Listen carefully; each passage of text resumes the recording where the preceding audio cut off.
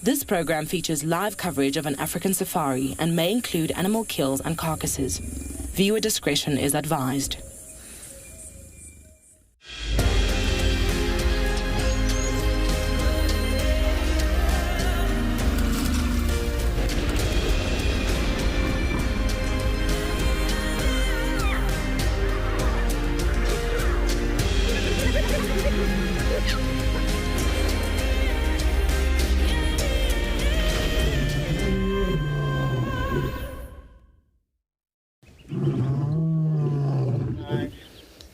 Good afternoon and welcome to Djuma Private Game Reserve in the Sabi Sands.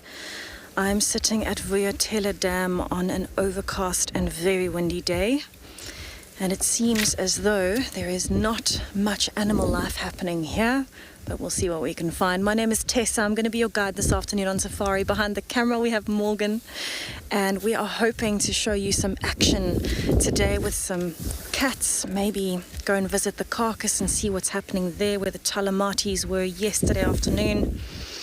It's quite a cold day at the moment. It's about 21 degrees Celsius. We haven't had any rain for the last few hours, but it looks like it might start raining again just now. But please let us know what you're thinking. If you have any questions or comments, you can reach us at #WildEarth on Twitter, at FC on YouTube, or if you're under the age of 18, you can pop us an email on kidsquestions@wildearth.tv. You can also go over to the WildEarth website and register there. Head over to the live safari page and you can submit your questions right there on our website. So myself and Morgan are going to be bumbling towards the north today. We might go and visit that Carcass. I'm hoping for some hyena and vulture action there. And hopefully we manage to bump some cats on this cold day as well. It's a pretty good weather day for predators and for elephants too. So that is the main goal for today, I think. But always just absolutely lovely to be out on safari, and definitely a spoil to be here in the Sabi Sands for me. So because it is quite windy, there aren't very many birds around the dam. I saw a glimpse of a grey heron just now that's flown off. But you can really see from those treetops moving exactly how windy it is today.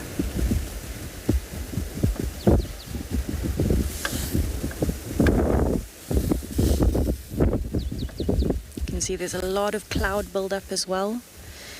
It is incredibly cold. So hopefully the rain doesn't start coming down on us just now. If not, we'll have to go fetch the roof.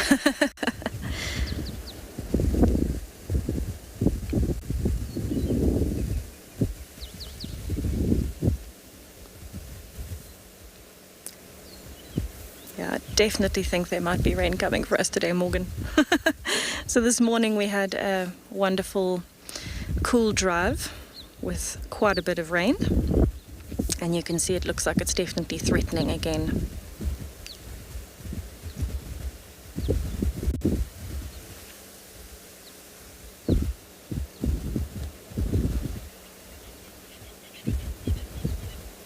It's actually really wonderful to just be able to sit at the dam. This is actually Vuyatela Dam. It's where the Djuma Dam Cam is.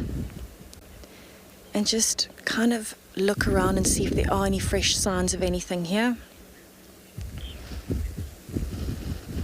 But I think what I'm going to do is I'll probably come back past here a little bit later and check. But I think I'm going to head on up towards that Carcass and see if there's any life there. Let's have a look at what the weather is doing in our other locations this afternoon.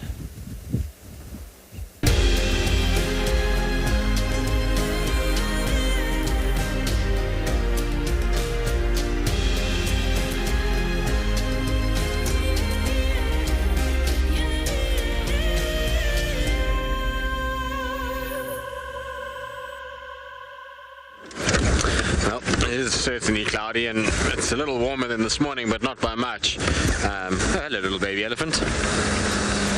Where are the rest of them? You're very young to be standing by yourself. I have no doubt Mom is here. I just can't see her yet. That was unexpected. I wasn't paying too much attention. There goes Mom. We can see her now. But before we get into all of those things, and elephants in particular, my name's Tristan. On camera I've got Hippo, and it's lovely to have you on Rusty this afternoon.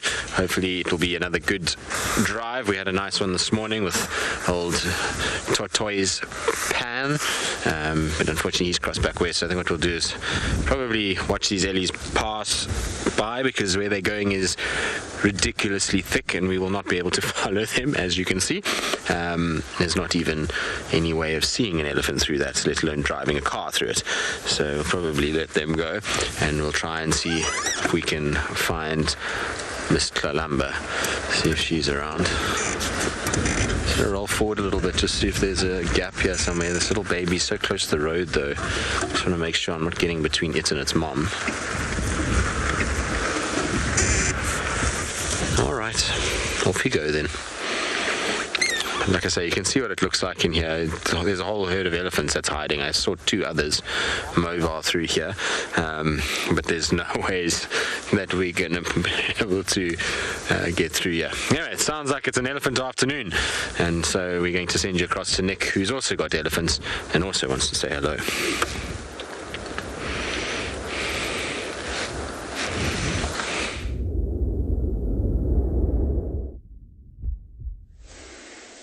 Good afternoon and welcome to andBeyond Ngala, everybody.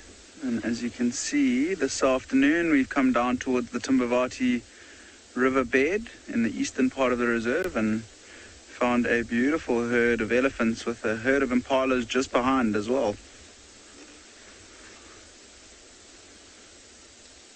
My name is Nick, and behind camera we have got Giraffe this afternoon, and it was chilly this morning and it's quite cool this afternoon again, and it is very windy, so that's why we decided to drop into the riverbed so that we could try and get out of the wind a bit, and we were treated to this nice find of this elephant herd. You can see the big cow in picture. Look how deep her trunk is going into the riverbed. So what she's done this afternoon is she's used her feet to dig a hole, and she's busy trying to drink. We've been watching her doing exactly that for the last sort of 3 or 4 minutes, and basically what she's doing, she's dug a hole and she now can't get it any deeper with her feet, so she's using her trunk to try and suck up and throw out and spray away some of the sand. And then with a little bit of work, look, you can see there's water there as well as sand, but with a little bit of work and a little bit of patience, there's a good chance that nice clear cool water is going to sieve through the sand to the surface of that hole where she will be able to drink.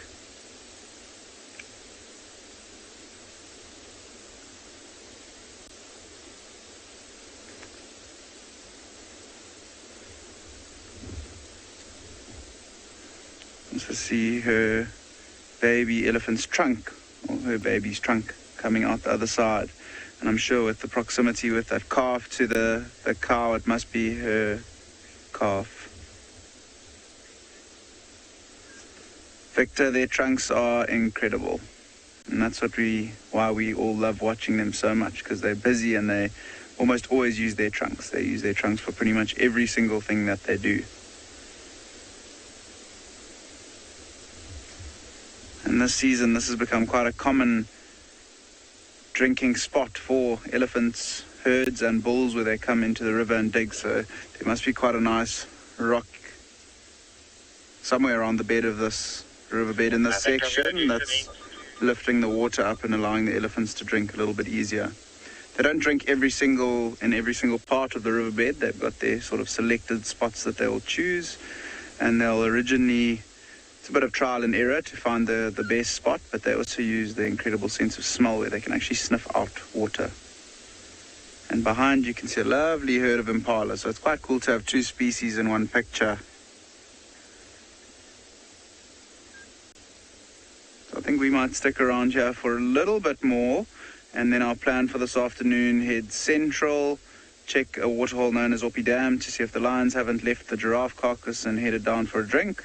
If not, we'll head out west.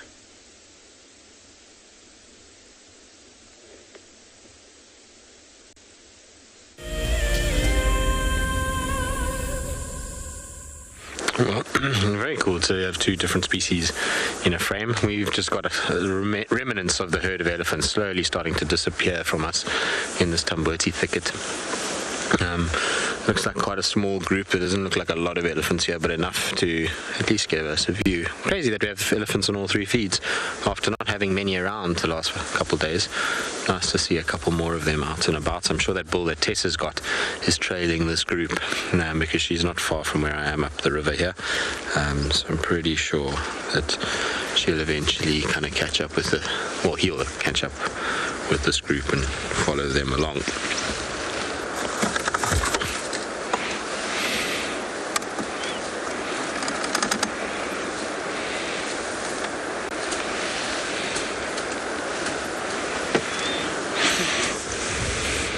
I'm not sure you'll be able to hear over the wind them feeding. They're actually eating quite a bit of grass, this group. They're breaking up the grass and shoving it in their mouth. It's not normally the time of year where you see a lot of grass being eaten. It's so dry at this time of the year. They're normally more on the leaves, roots and bark than anything else.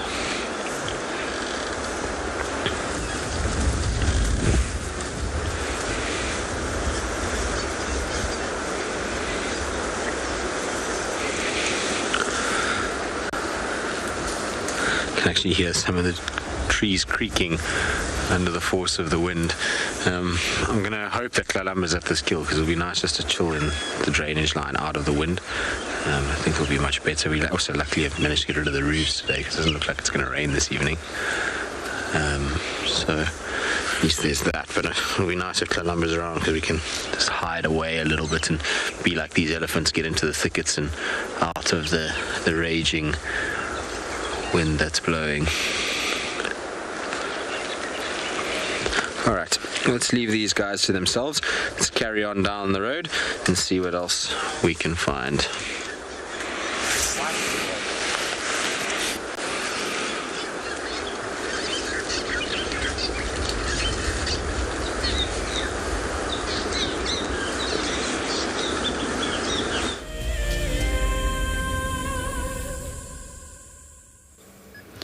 Welcome back to Djuma Private Game Reserve. I am sitting with two beautiful big elephant bulls who are actually just down in the little drainage line behind Vuyotela Dam. And they've decided, because of the cool weather, they're standing out in the open and having a really nice feed. So there's a little bit of new greenery starting. And so they've decided they've already had a drink. And now they're going to come down and have a little snack as well for the afternoon. Pretty much constant eating in an elephant's life.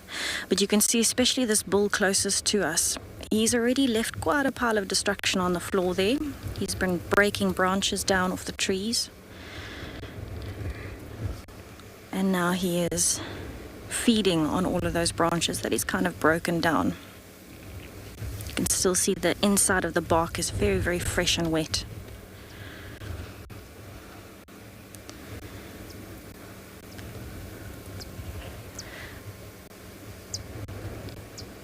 It's actually really nice to be able to see an elephant that's not constantly flapping his ears, because it is so nice and cool. You can see a little, looks like a drongo has just landed next to him. Very, very typical.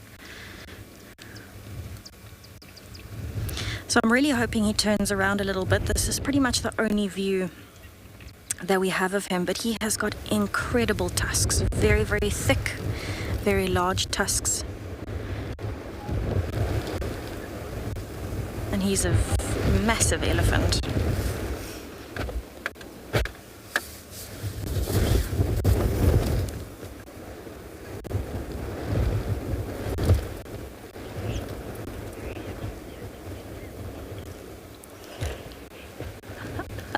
Josh, I'm also very happy to have an elephant afternoon. There is nothing quite like sitting with a big elephant, especially the big males like this. They've just got this presence about them.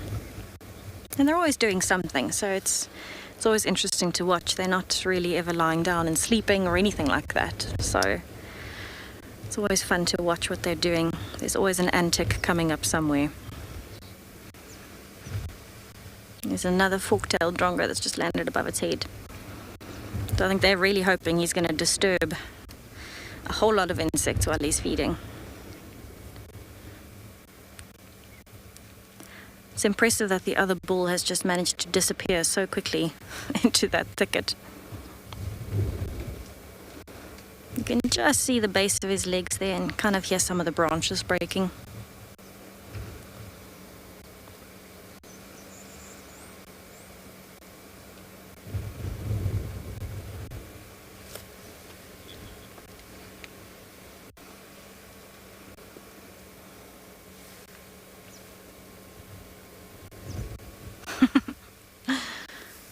It's incredible. You can see it incredibly well with the camera, but with the naked eye you actually can't really see that elephant at all.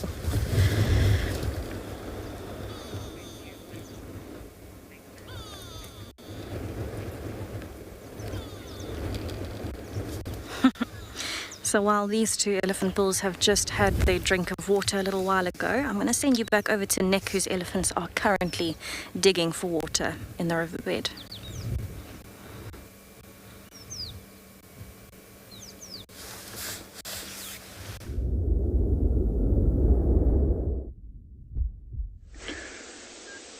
So it sounds like elephants all around today, and as you can see we are still in the riverbed. Still this one elephant cow standing over the hole that she dug. And you can see the herd of impalas not too bothered by the elephants being as close as they are to them.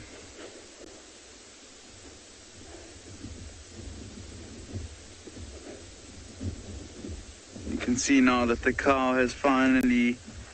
Well, there's a calf next to her. And the calf was actually lying down a little bit earlier in the sand. You can see the darker colors. Look at all the sand on its trunk as it picks it up to smell. And you can see where it's throwing some water on itself as well, which is a bit bizarre today considering the temperature.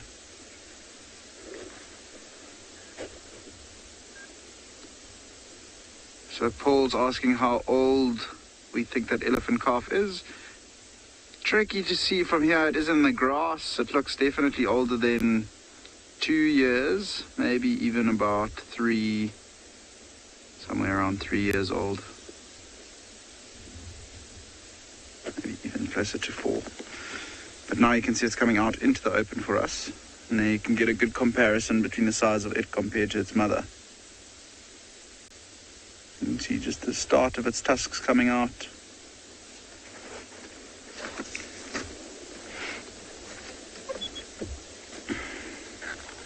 It's amazing how patient that elephant cow was in terms of her digging and clearing out that hole before the water started to sieve through, and now you can see she is enjoying a drink of the nice clean water. And oh, now she's fighting with the sand again.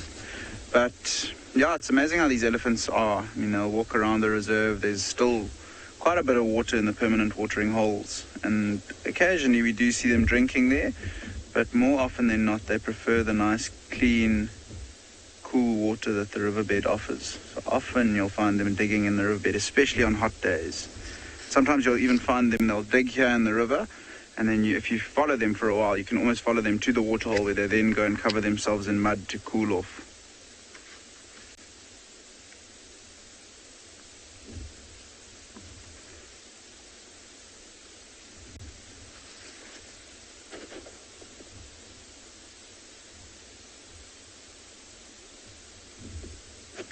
See the calf drinking underneath the mother as well from a different hole, possibly dug by a different elephant.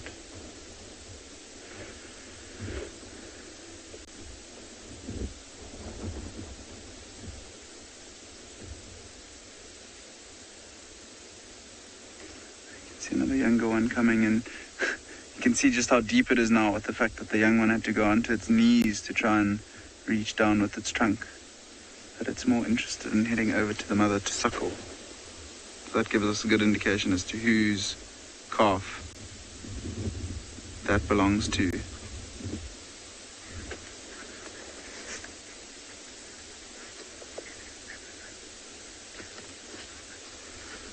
Without a doubt, Forest Monarch. It's always good starting off the afternoon with elephants. mentioned it yesterday, they're a lot more active than other animals during the day, and just to watch them interact, and especially when they're out in the open like this, is a lovely start to our Friday afternoon drive.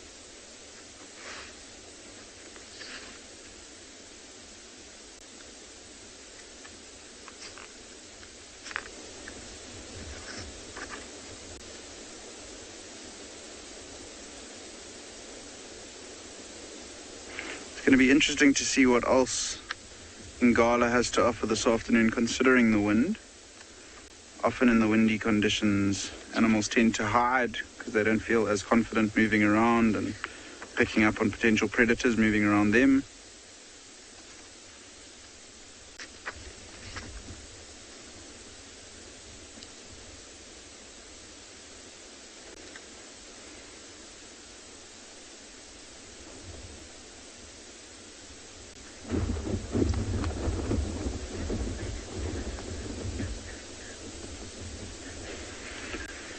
So Doug asking about elephant tuskers. I think it's just genetics. So it depends on the genes of its mother and father. If the elephant bull that fathered the young new elephant was a big tusker, there's a good chance that those genes would be passed down onto the newborn, essentially. And there are still quite a few tuskers that move around in Ngala and around the Kruger National Park, as well as Djuma and Pridelands. I mean, Ezulwini at Pridelands, I'm sure some of you have seen him. He's an absolute beast.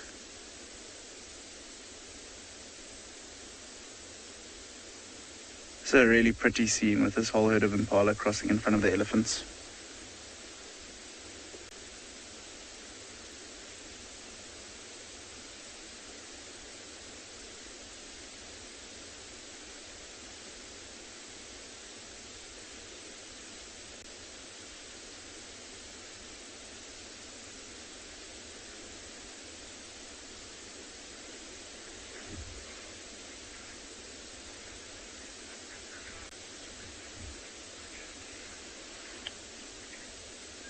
Speaking about Ezulwini and Pridelands, let's have a look at an upcoming clip of a trip you might be able to win to head over to Pridelands. If you are a WildEarth explorer, then we are excited to announce that there is another unique prize for you to win. Sign up to be an explorer before the 16th of October 2021, and you and a friend could be heading off to an eco-training ranger experience. This 2-night opportunity offers a living and learning adventure where you will combine seeing incredible nature with gaining knowledge on how animals live in the wild. You will approach dangerous game on foot, learn how to track, do some 4x4 driving, and have an exclusive opportunity to join the WildEarth team behind the scenes on the live show. After each action-packed day, you will relax around the campfire and listen to the nighttime choir of animal sounds before you drift off to sleep. WildEarth explorers, it's in your nature. Welcome back to Djuma Private Game Reserve. Incredibly exciting to see that you can go and join on some bushwalks at Eco Training Pridelands. How incredible. So I'm actually on my way to go and check the buffalo carcass where the Talamati Pride had all that drama yesterday afternoon. And I'm really hoping that there might be some vultures and some hyenas around. I haven't really had a chance to meet the hyenas of Djuma yet. So that is what I'm hoping to show you.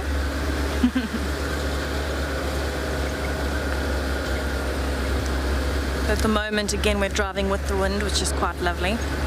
Doesn't feel like there's much of a breeze. But you can feel it as soon as you turn against it or stop.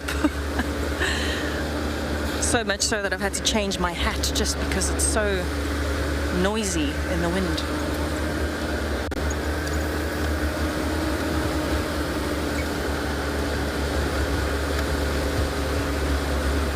I'd love to know what everybody thinks might be at that carcass today. I know Tristan spent a little bit of time there this morning.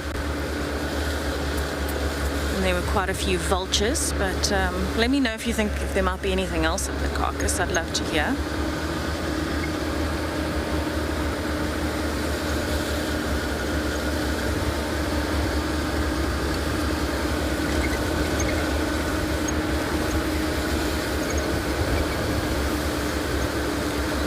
Bella, this wind would definitely affect lions hunting, actually in a positive way. When it's incredibly windy, a lion can very easily move to downwind because it can smell everything coming from upwind. And that wind blowing strongly will blow its scent in the opposite direction from the prey. But it also means it's going to cover the sounds of twigs breaking or anything like that as the lion's moving. So it's a massive advantage for predators to be hunting when it is incredibly windy, also when it's cooler, because they don't have to hide from the sun. But the wind in particular is a very big factor in lion and leopard hunting. Even things like hyenas and wild dogs will take advantage of it.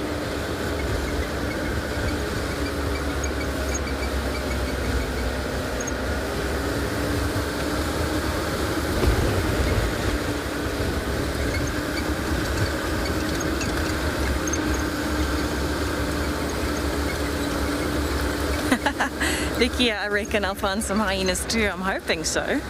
I'm hoping there'll be hyenas at that carcass. I'll get very excited if there are. Hyenas demand and deserve so much respect out here. They are so powerful and incredibly intelligent.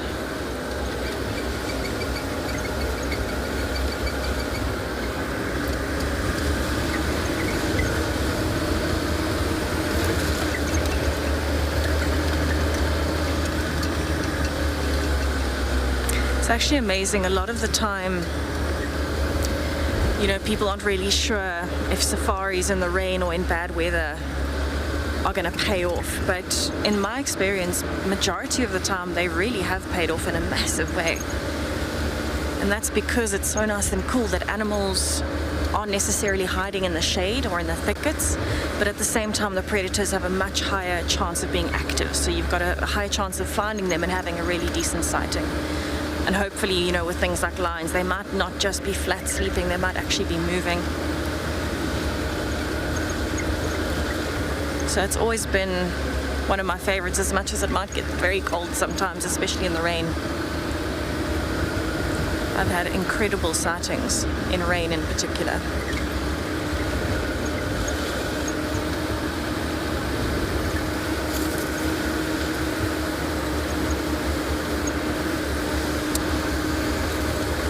There are quite a few dips on this road. I'm hoping that the signal sticks with me. But actually on a cold day like today, it should be fine. I'm actually getting quite excited thinking about the fact that there might be some hyenas at the carcass. Be interesting to see how much is left, because there was already so little left yesterday, and if vultures have been feeding there all day and possibly hyenas, it's probably already going to be quite scattered. Probably not much meat left. There was quite a bit of meat in between the rib cage. Maybe that'll be gone.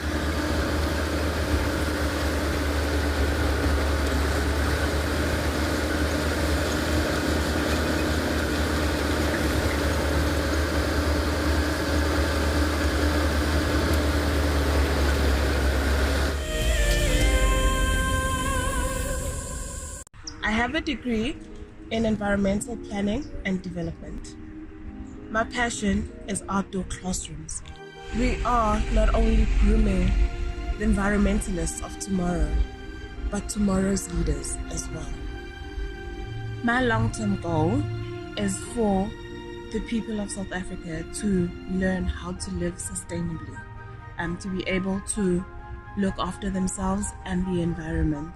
So I hope that through environmental education, we are able to get that message to the future generation of South Africa, so that they start now and can continue that good practice in the future. Environmental education is critical so that people can live sustainably in the future. That is my long-term goal.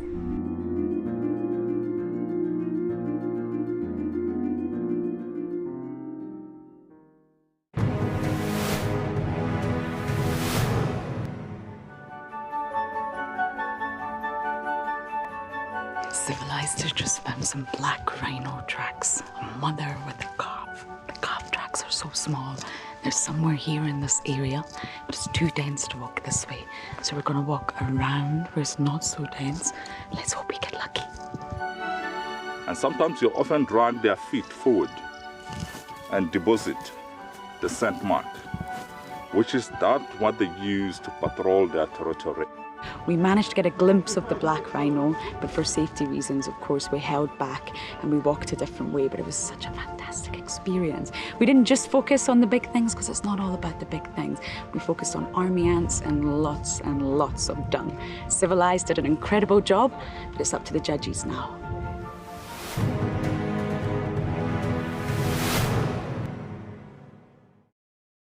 Something very, very interesting. I didn't plan this, but this is a scene, rarely seen.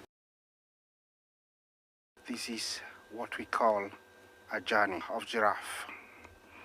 So beautiful.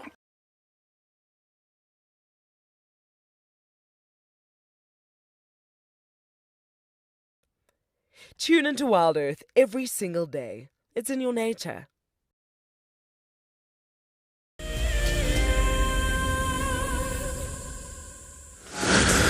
Well, unfortunately, no sign of Kalamba, a Carcass, or anything. I had guinea fowl's alarm call for like 2 seconds, and they've gone quiet. So I don't know if I don't know how much was left on this kill this morning, and whether or not maybe she dropped it when hyenas took it, or if she's moved it to a different tree. But it looks like she gone.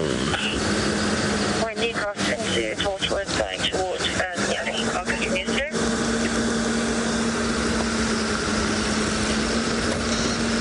I don't see anything to indicate that she's still here. Also, I haven't seen any tracks leaving this area, which is surprising. Now, normally after a kill, the leopard will go look for water. So the two kind of water points that are close are Treehouse Dam and Twin Dams. But it's not exactly a hot day, so she might rather just chill for a while and only go later. Nope, I don't see any sign of her here in any of these trees. So I think that carcass, either she finished it or she dropped it and somebody stole it.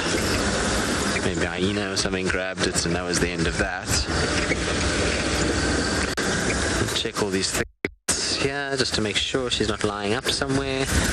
Normally when they finish a kill though, they go for a little stroll. They don't hang around for too long in the same place. They kind of come down, groom themselves and then walk off. So.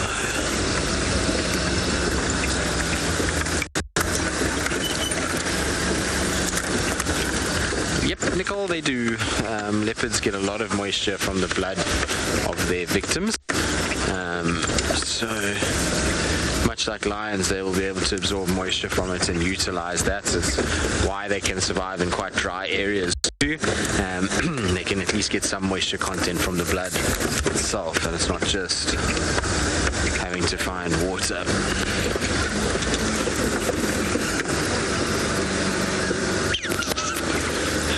Tracks. No sign of her coming this side. So I'm going to check back on Twin Dams Road, see if I can find her there. Maybe she's gone towards Treehouse on Elephant Carcass side. We'll see. If she went that way, we'll be able to pick up her tracks easily. So I'm just going to go and head that direction, because nothing's coming up and out onto this side as far as I can see. Doesn't look like anything went north across the crossing. So it must just leave south and west, and she's gone.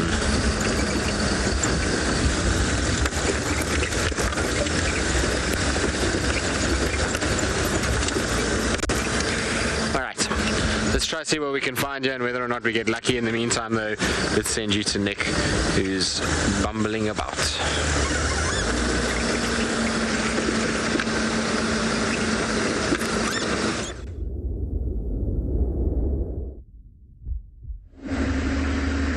Crossing fingers for Tristan's search this afternoon, but I'm sure he will manage to find that leopard that he's after, You can see we have left the elephants now and we're on our way towards the watering hole that I mentioned a little bit earlier. We have been slowly checking this road that we're driving on because there were tracks of a female leopard as well that came in here this morning. Not so much for us to try and track and find her. It would be fantastic if we could bump into her along the road. But to be able to track leopard at Ngala, you need to be off your vehicle for a very long period of time. But the reason why we're checking is for the other rangers that come out this afternoon, just so that we don't drive over them, and if they want to track with them or try and follow up on the tracks with their tracker, they will be able to. Our plan's still heading towards Opie Dam, with the hopes that maybe the pride of lions has come down.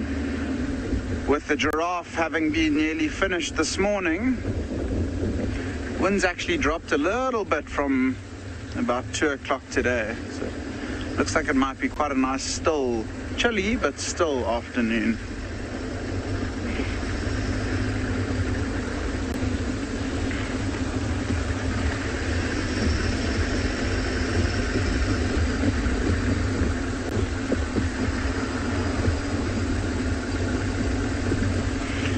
So the question about snakes and snakes around Ngala, we have got lots and lots and lots of snakes on this property. On a day like today, you probably wouldn't expect to find one, although not impossible, because it is a little bit cooler, so you would imagine they wouldn't be moving around as much as if it was nice and hot and sunny. But you never know, we might get lucky. I remember with BK a while back, on the southern side of the Timbavati River when he was here. I think it was more in summertime, but it was an overcast and cool day like today, and we managed to find a black mamba that was very willing to show off for us. So you never know. It might be a possibility this afternoon. If I could see any snake today, I would probably say a puff adder. I haven't seen a puff adder for a while, it's almost since summer, so I wouldn't mind seeing a puff adder again.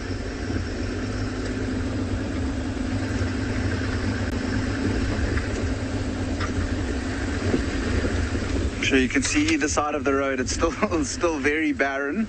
We did have a little bit of rain last night and this morning, so pretty much our second rain for the season, but not very much, only about 1.5 mils.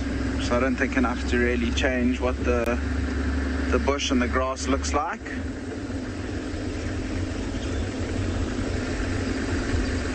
It was nice though, because it just settled some of the dust.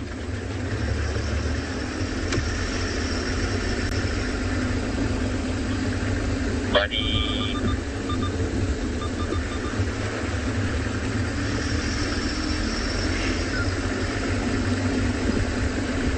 Other things we might expect to find down in this part of the reserve that we're driving into, there's often impala around, and there are some zebra there as well, and wildebeest and impala.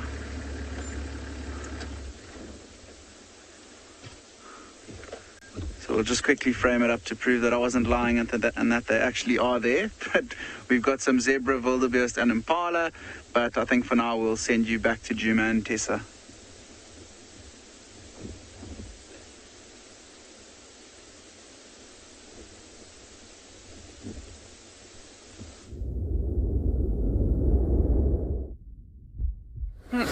Sounds like Nick is having a lovely afternoon. Talking about the rain, yes, I'm hoping that the rain brings it a little bit more greenery. I was very shocked to see how brown it is. You kind of forget when you're not here for a while. But very similarly, we are also on a bumble. I'm heading towards where that buffalo carcass was yesterday. Should be arriving very shortly. Yeah. I can actually see the rib cage from here. That's crazy. All right. Let's see what's left of it. Oh, there's a hyena! Yay, Vicky, you were right. Love it. It's actually stolen a whole piece of that carcass. Look at that. It's got a massive, I think it's a leg bone.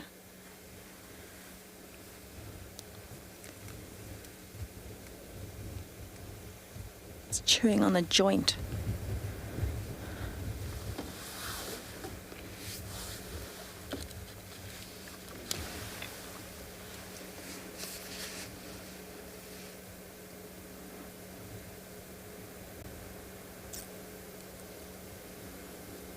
Oh, look at those teeth.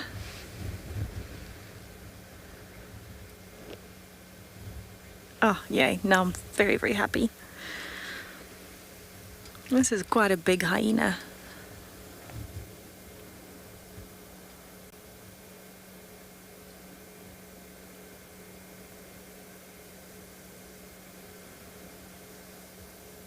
Look how it's moving its neck to such strange angles to get every little bit off the side of that bone.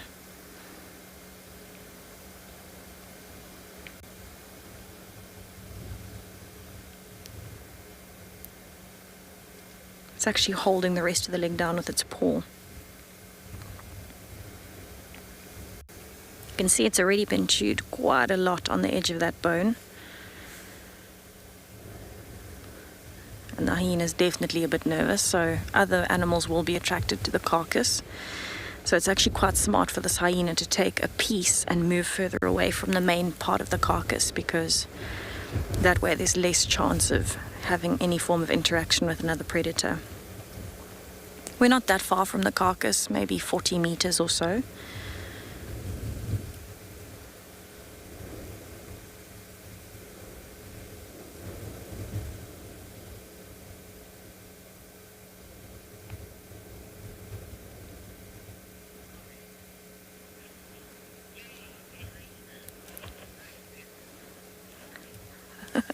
Christy, thank you so much. Yay, a hyena. I'm very, very excited. I haven't seen, well, this is, I think, the second hyena that I've seen since I've been here, actually. The first one was a bit of a fleeting glance yesterday as it was running away from all the drama with the lions. I think hyenas are often very underestimated animals. So it's always amazing to spend time with them, especially, you know, like this. This hyena is really, really focused on that bone. And you really get to see how they can move and maneuver their jaw, their neck. And it's just always amazing to see those big teeth too.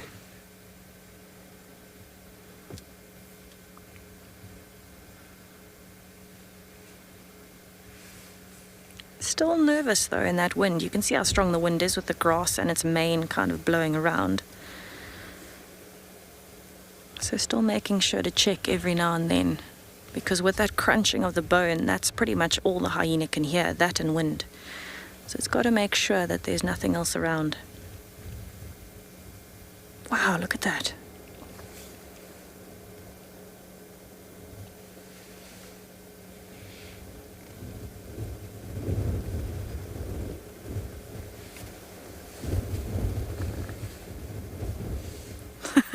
It's almost like turning its head over to rest it on the ground.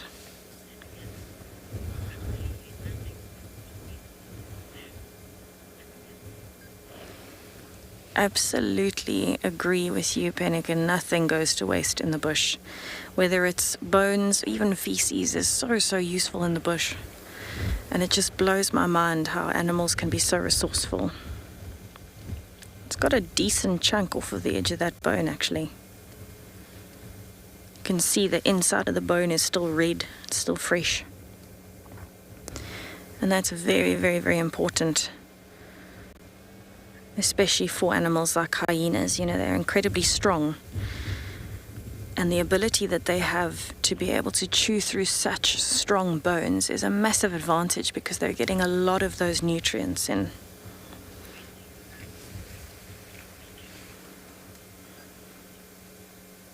Right, so I'm definitely going to spend some more time with this hyena. I'm also going to go a bit closer to the carcass just now and see what's happening there. But for now, I'm just going to take it in.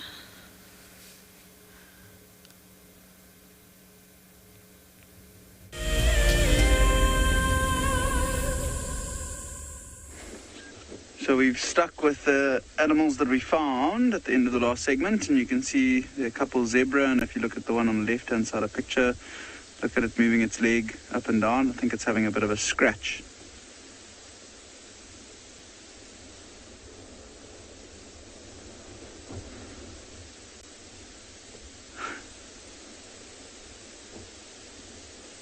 Oh, and now head downhill, and you can see the impalas running in the background.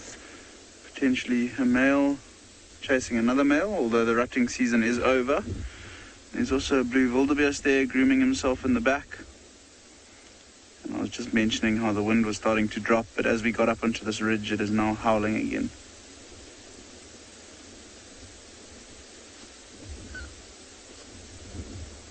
When it is windy like this, you would expect animals like zebras, impalas and wildebeest to join together in open areas like they're currently in, just so they feel a little bit safer.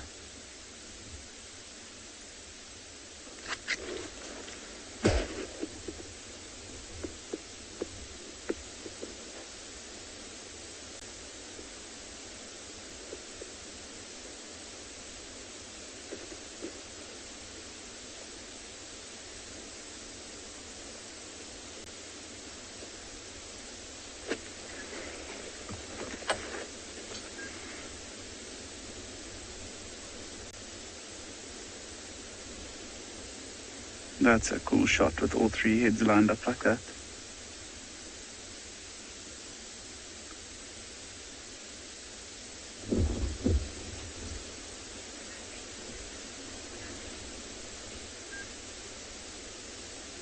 Always nice to just watch animals, not have too much talking in the background.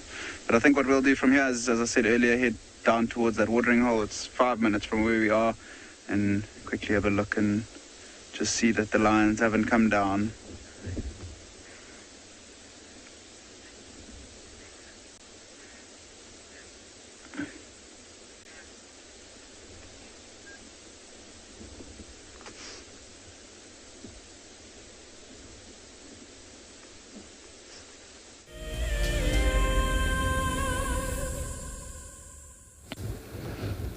Welcome back to our very bare buffalo carcass. So it looks like between the hyenas and the vultures, they've pretty much cleaned this buffalo right down to the bone.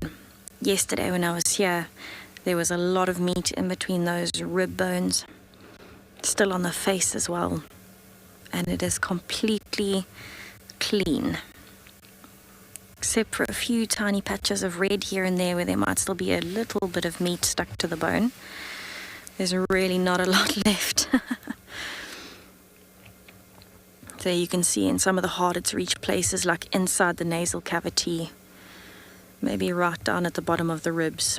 Those would be the really, really hard pieces to get to, unless maybe, you know, the vultures can put their beak all the way in. But you can see, especially on the edges of the rib bones where the hyenas have been chewing.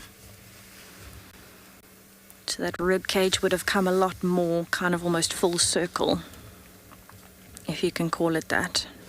At the moment it's like a half moon, and it's been chewed right down.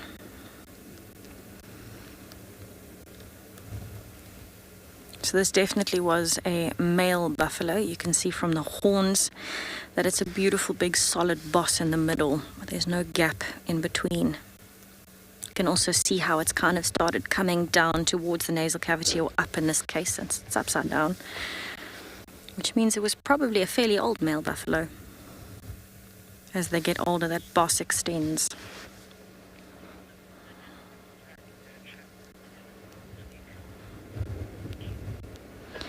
King, it'll be a number of things that actually attract other animals to the kill.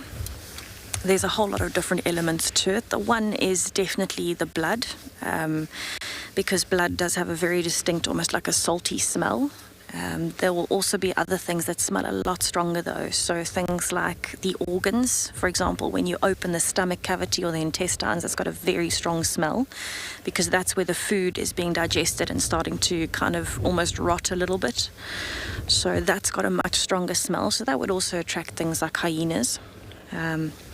One of the biggest things that will actually attract predators though is vulture movement. So if they can see vultures circling in the air and landing, or a lot of vultures in tree canopies in an area, they'll know that there might be a carcass.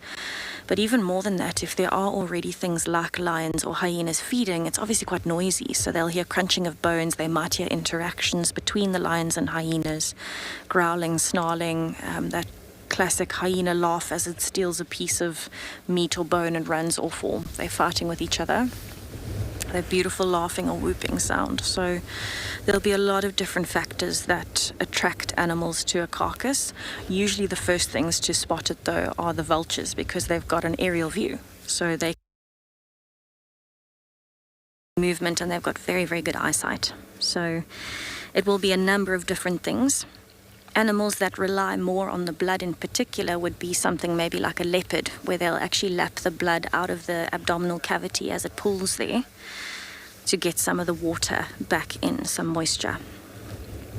That being said, you know, the other parts are very, very important as well. Actually getting some meat, eating some of the organs for things like iron and magnesium, that would also help.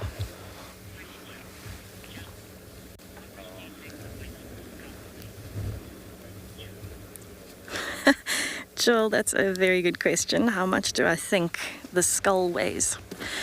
The skull on its own, I mean, with a big male buffalo, the boss and the horns are incredibly heavy.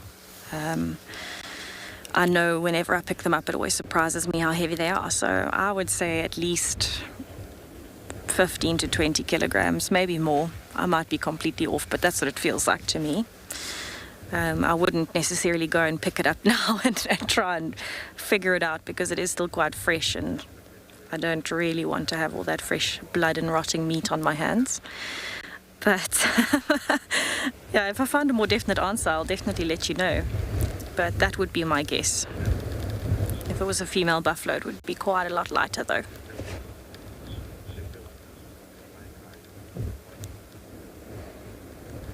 I've got some amazing pictures of my guiding days that guests have taken of me holding up a buffalo skull in front of my face.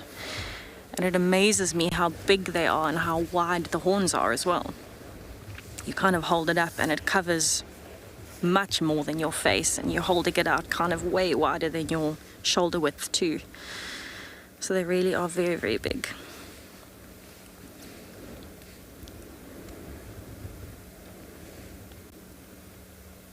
So this over time, this isn't even, you know, really done. Over time, things will still come and scatter these bones. So hyenas that need something to chew on, even if they're just kind of cleaning their teeth, will peel off different pieces.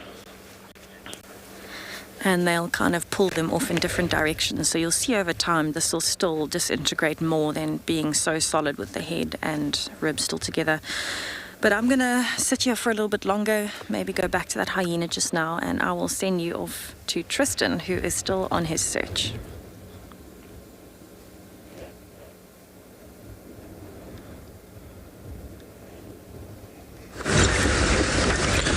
Yeah, we are still searching at the moment. There's nothing that we can find, no signs at this stage. I just want to check quickly Treehouse and then bend back towards Twin, just to see if maybe she's come for water somewhere. I can't see any tracks heading this direction, and I'd be surprised if she came here. The nearest water is Twin Dams, but I couldn't find any tracks coming out onto that side either. So I don't know where she's going or what she's doing.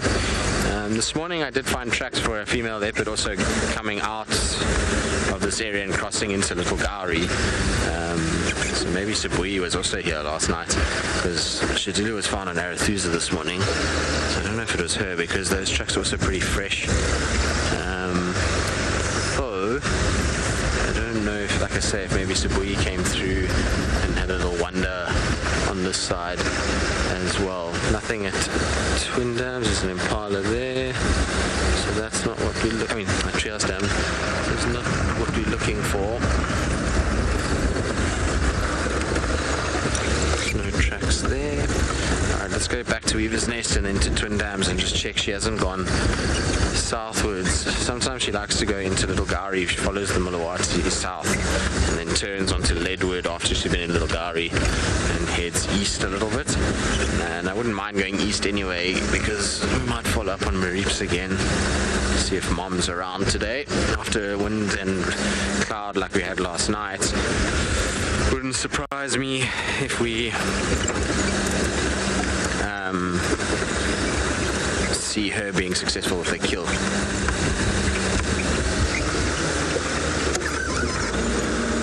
No, sorry, Elton, I didn't get your question at all. I'm having problems with my earpiece. I didn't hear what you said.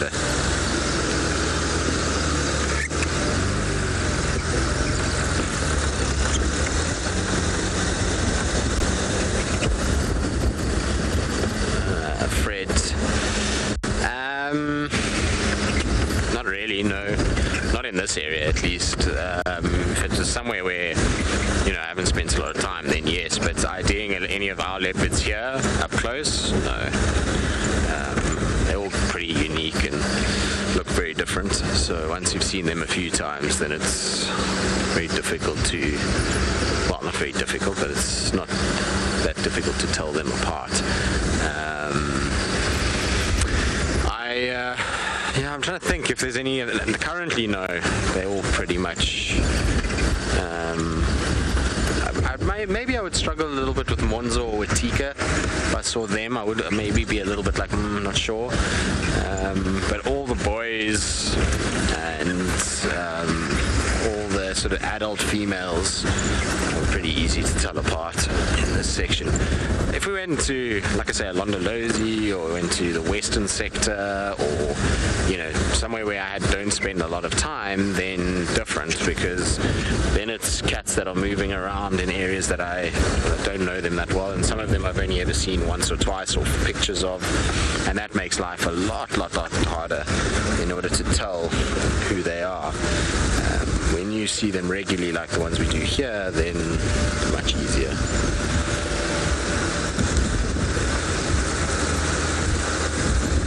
I saw a track here, but I can't see anything now. The light is so horrible for tracking. Difficult to see anything.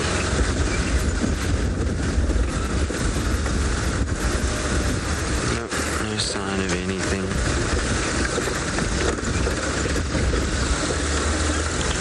Can't pick up any discernible tracks. It might have just been an old track. There's one of them that's kind of on the edge of the road here. There's definitely nothing that's fresh that's going on top of the vehicle tracks from this morning. Where did she go? She might have also gone just into that block and was lying in one of those spike thorn thickets. Quite difficult to see those leopards in spike thorn thickets. They disappear very, very well in those. Alright, well, we're going to just keep checking down the road here and see if anything has emerged. She would have to come out of this block if she was going to come out, so just keep checking and hope some tracks appear.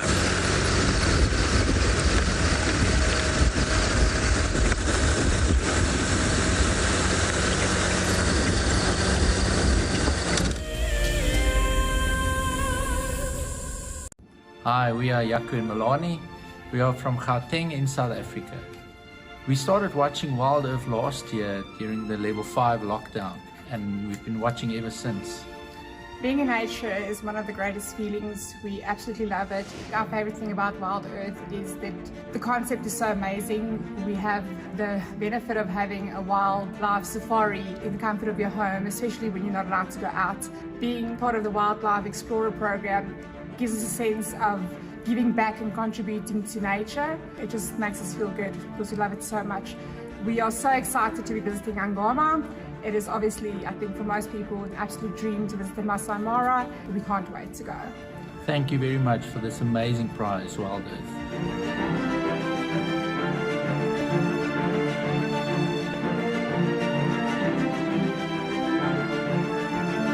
WildEarth Explorers. It's in your nature.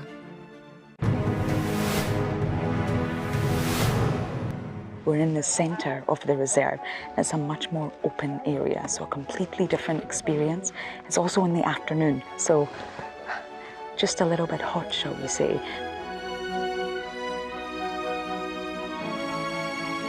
We're following some lion tracks, and then we found the scat of a lion cub. So we didn't see the lions, but we decided to leave the area. It was getting a bit too dense and a bit too thick. So we've come all the way down to the water hole to have a little break, and then we're going to keep walking and see what else we can find. And TJ himself actually reminded us at the start of the walk that when you're on the vehicle, it's all about observing. But when you're on a walk, it's all about immersing yourself in nature, being part of the ecosystem.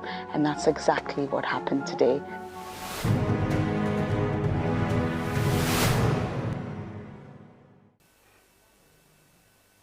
This is a battle of two great carnivores of the African wilderness. Whew. Whoa! You don't want to be under those jaws. Definitely, this round goes to the lion. Look at that. Fantastic. Expect the unexpected here on WildEarth daily.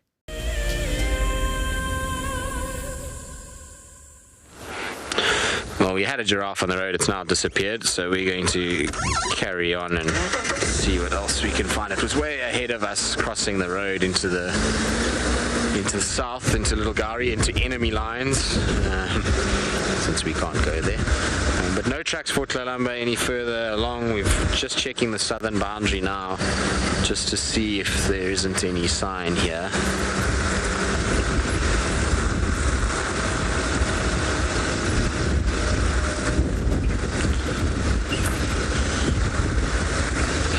I just have this feeling she's still back there somewhere. Either that or she's gone more east. I think what we'll do is we'll take Leopard Road and then head towards Cheetah Cut Line. Just see she hasn't gone up that way. She might decide that she wants to go towards Leopard Dam, go drink there. I'm sure Marips is still hanging around there unless Tandy made a kill and has come and fetch him. He's not going to have gone far. The problem is just signal-wise for this car is very tricky in that area.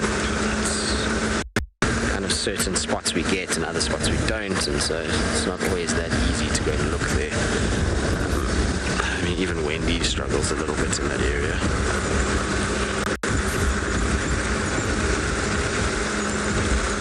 So far, nothing going south into Little Gari, which always means that she should be on our side still. It's difficult with this road at this time of the day because of a lot of traffic that happens during the middle of the day. A lot of lodges get their guests coming in and out. There's deliveries that take place. It's a Friday, so it should have been quite busy. A lot of people coming in for the weekend. So that can sometimes mean that tracks get squashed. It's why when you drive this road, we try and just check on this very far right edge, where the cars wouldn't really drive. Cars won't kind of swerve right unless they're moving out the way for somebody, in which case you'll just see one tire track. So normally if you're looking on this road, we're looking on the extremities of the road, hoping that we'll pick up a footprint right on the edge.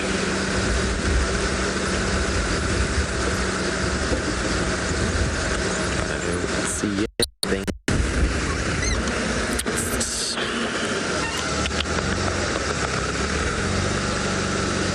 Hyena going in.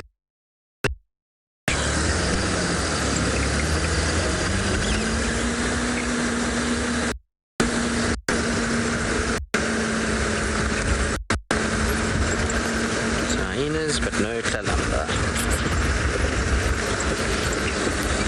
Okay, let's check Twin Dams.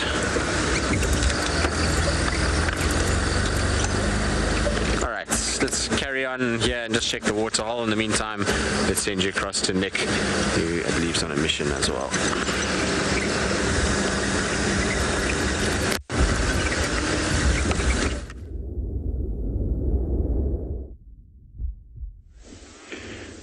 So while bumbling past that waterhole, no sign of the lions. I think they must still be in the no signal area, so crossing fingers for tomorrow. But we have managed to find another elephant. A rather young elephant, and if you listen carefully, the bush is quite dense around us, but you might be able to hear some of the other members of this herd feeding to the left-hand side of this younger one.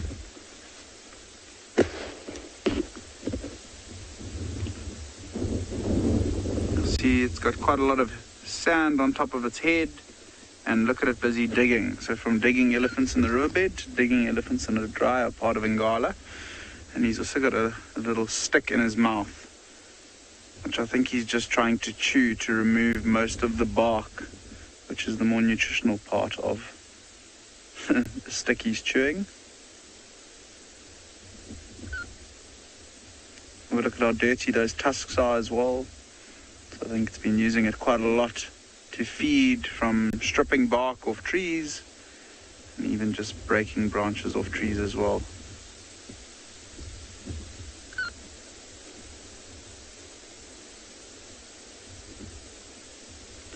Now the reason why it'll be throwing sand on itself today, not so much for protection from the sun, because there isn't much sun this afternoon, So I think it must have, again, I mentioned them yesterday, parasitic mites living in its skin, and the sand can actually remove those.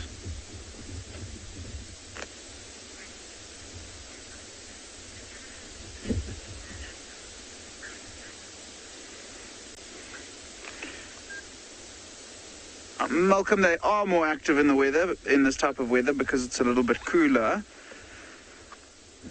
However, yeah, 3:35. If it was a very hot day, you probably wouldn't see them moving about feeding like we have got this one this afternoon. But you might find them being very active at a waterhole. So depending on what type of activity you're wanting to see. But most of the animals today, including this elephant and elephants in general, will move a little bit more in the cooler conditions.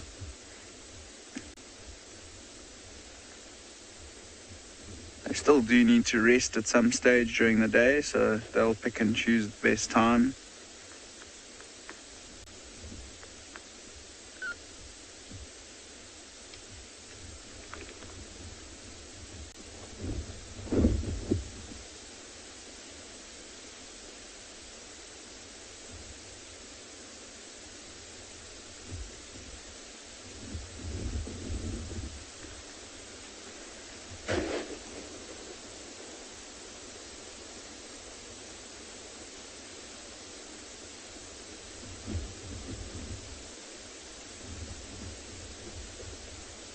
Looks like it might be a young bull. He's just sort of taken notice of us now. He pushed his head right up, having a look at us. I think he was more so just moving away from where he was feeding. Let's see what he does here.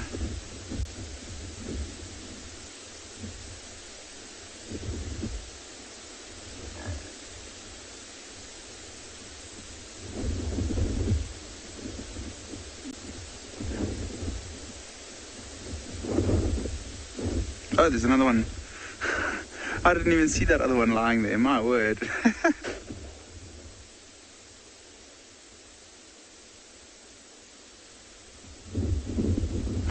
Now we can see what he was coming over to greet. Ridiculous, I honestly didn't see that second one lying down. Thought it might have been a termite mound.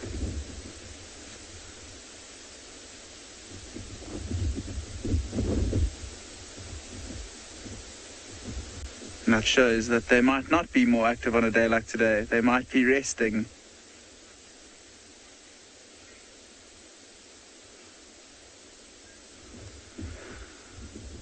And just like that, both of them decide to move off. I'm having a good laugh at myself, saying that they'll be more active in the cooler weather, and then there's one sleeping on its side right in front of us.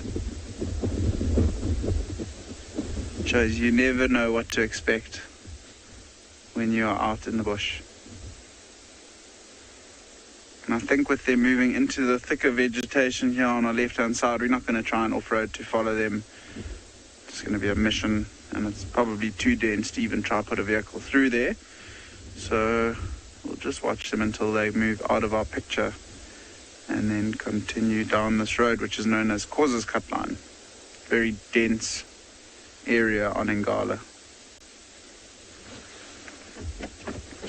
Awesome to have so many elephants out and about this afternoon.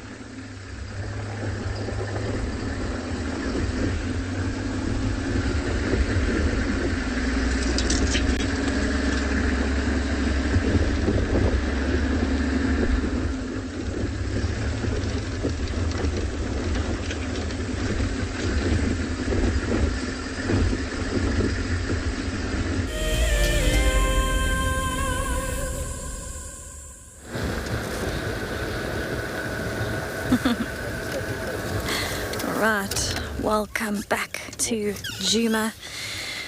So we just have a few birds that seem to be in the firebreak area. And I wonder if they're just looking for insects. They're kind of hopping around after each other. There's some white-crested helmet shrikes. And a hornbill.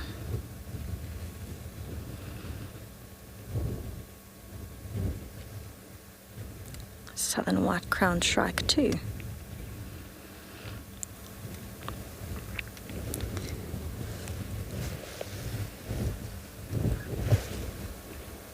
Alright, so The birds have been hopping around a little bit today. With the wind, they are a little bit up and down.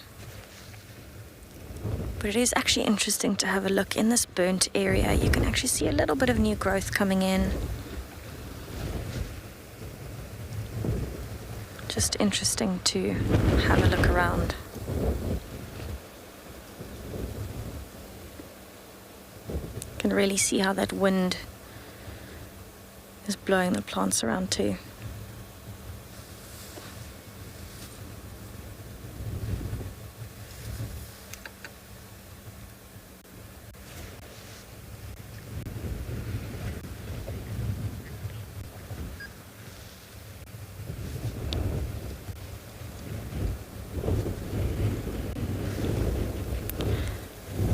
Very dramatic storm clouds in the background. I have felt a drop or two, so I'm hoping that the rain isn't coming. Well, we need it. We definitely need it.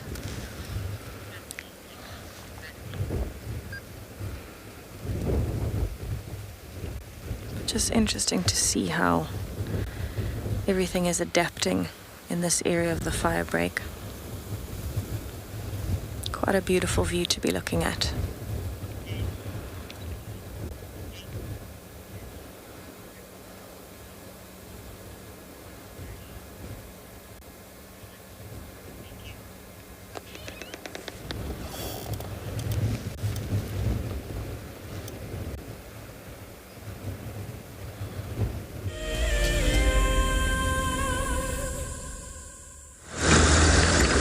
Still searching, no sign as yet. Doesn't seem like there's anything here for her. I don't know, maybe she's tucked up in a block somewhere, just curled up with this weather, but I haven't picked up a single track anywhere. We've had no alarm calls. Maybe she even dragged the kill into a little thicket there and is actually lying right near where she was. Maybe do a loop back there later on. Let's see how we go.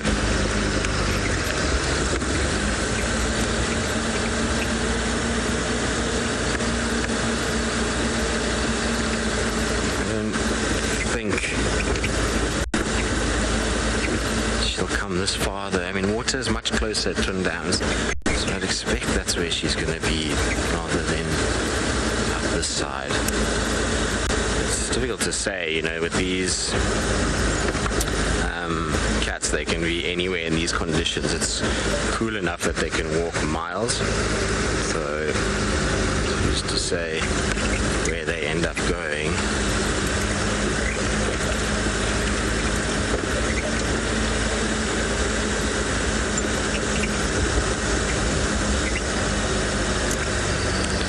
No, nothing, Gary. The last time I saw her was about 6 days ago. She was with Mareeps, but nothing since then. So yeah, I'm not sure if maybe she's still around in sort of Chitwa, or maybe she's got a kill somewhere. But yeah, no tracks or anything that I've seen of her around this area.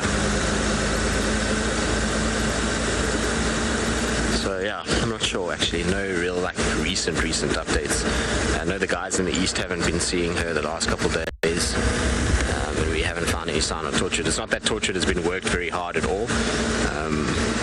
We've been kind of restricted in our movements there, so we can't really check a lot. I found some leopard tracks for a female yesterday, but not fresh. So maybe that's her milling about on that southern side of Tortured area. She kind of goes from Tortured to Chitwa and then back again. There's two African hawk eagles that are going to come flying past very, very, very quickly. Unfortunately, with this wind, it's going to make Impala's life near impossible to get them. They came super quick. I was hoping they were going to hold in the wind for us somewhere here.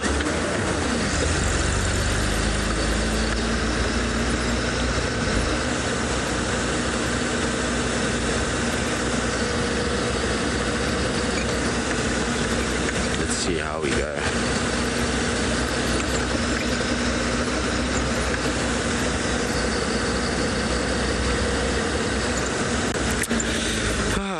tracks crossing here at all. Try see if I can figure out where she went. If we don't have any luck with her, let's go to Leopard Dam, just check if there isn't any sign of reefs, and then come back, and maybe we get Tundi as well. You never know, she can also hang around this area. Driving where we're driving now is like a gamble for either of those cats, and hopefully at some point we can find them.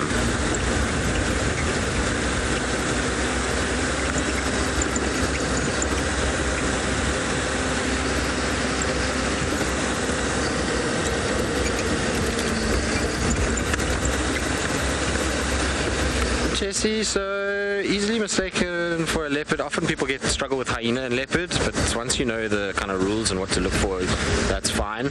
The hardest one, I think, is if you find a caracal track versus a leopard, young leopard.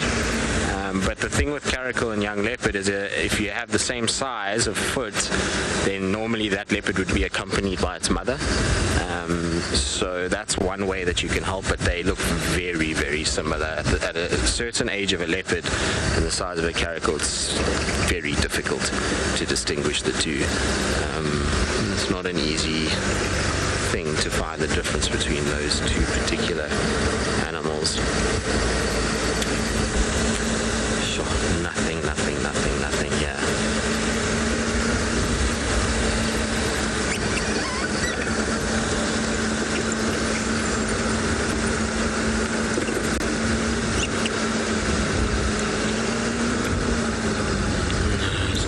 Just tracks for a lioness going into Djuma from yesterday or last night. Maybe that would have moved Marips and made him go somewhere else, but definitely a lioness going that way. Alright, let's go quickly check Leopard Dam, see if there's any sign of Marips, and then we'll maybe cross to Chitwa. In the meantime, let's send you across to Tessa.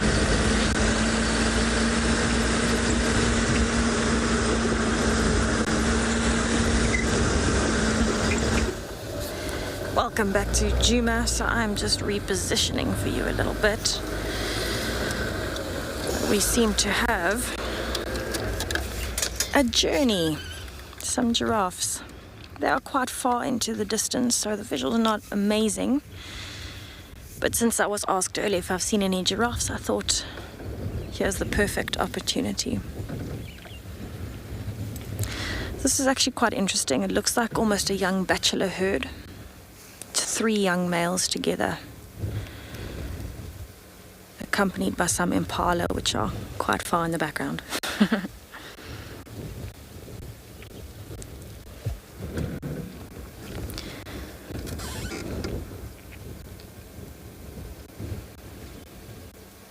So all 3 of these are quite young. They're not very big giraffe.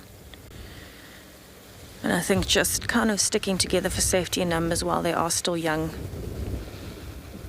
as they move off and start feeding. So in this particular area, this is where we've got some of that new growth coming in. A few little new green leaves on all the trees. You can just see all the necks moving in the background. Incredible.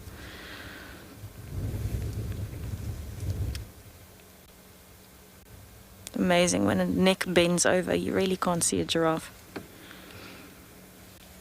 So this is probably also one of my favorite herbivores, in the sense that it's just so unusual to look at. And they're fascinating. You know, the dynamics of giraffes are very different to everything else. So even just seeing a bachelor herd is quite exciting, because it's not something that you see often. Giraffes are very unusual with their social lives. Perfect. I'm glad we got to see them a bit.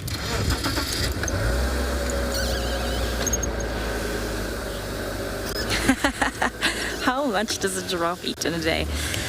I would think a decent amount. I actually don't know a value in terms of like kilograms or number of leaves. I think it would depend on what kind of leaves it's eating and the nutritional content. I'll certainly find out if I can, if there is a value on how many kilograms it eats in a day. But giraffes you'll generally see are moving around feeding almost all day. And they're constantly moving from branch to branch and from tree to tree as well. So the only real time that a giraffe wouldn't be eating is when it's drinking. and maybe when it's mating or fighting, and when they're sleeping at night. So I imagine it's quite a lot. Remember, there's a difference between herbivores and carnivores of how much they would need to eat, because for a carnivore they eat every now and then because it's very high protein, it's very high quality food. Where something like a giraffe, it's quite low quality food, it's plants, so there's not much protein, there's not much content in them. Stand back running across the road. So what that means is they've got to eat constantly large amounts of low quality food as opposed to a low quantity of high quality food for a predator. So it would depend on what they're eating, how much they would need to eat.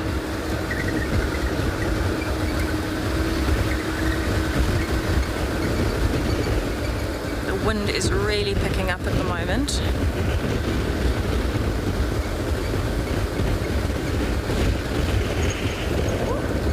Like I'm blowing away, it's blowing windy backwards.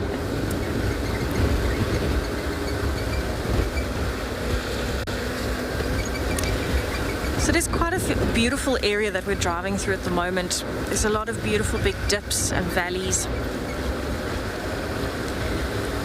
And it's really nice to see that it's not just completely flat.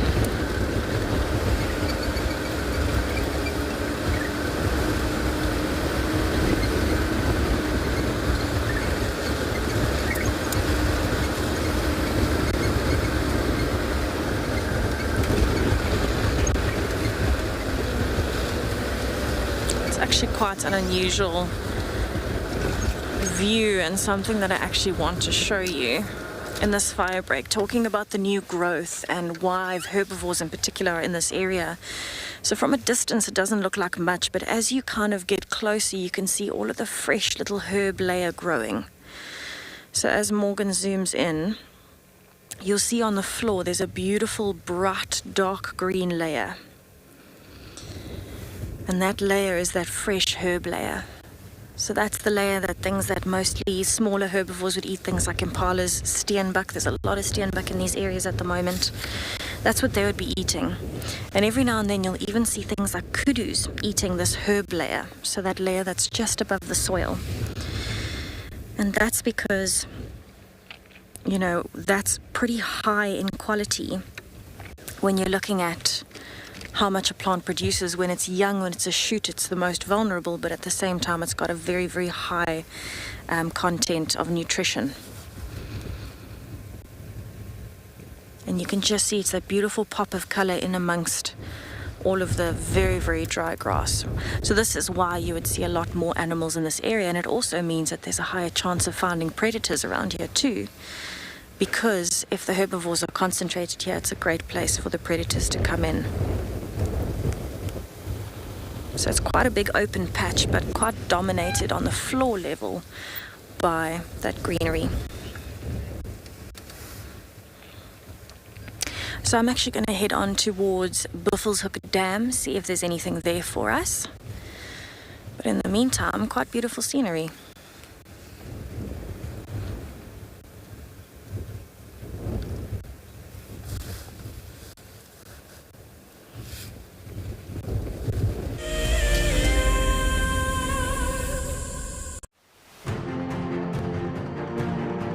As WildEarth has shown, a guide is critical to your enjoyment when on safari.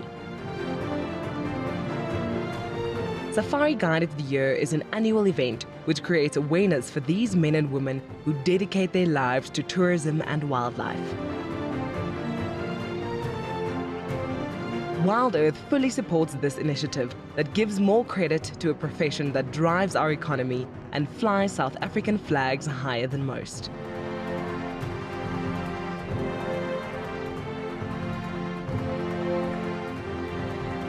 In the lead up to our live award ceremony, where the Safari Guide of the Year 2021 will be crowned, we are inviting all our viewers to join us for a special fireside chat. Open to everyone, this unique event invites some of the top guides in the country to Djuma on the 26th of September, straight after the Sunset Safari.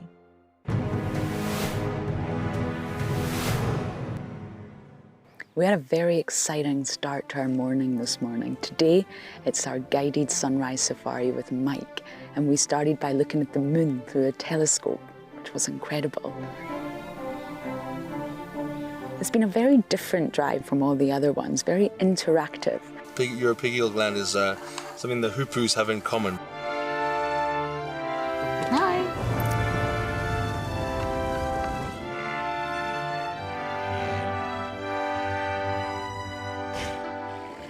This morning's drive with Mike was thoroughly enjoyable.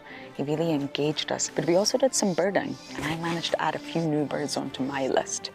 Overall, every single experience with all the competitors has been really incredible, but it's up to the judges now.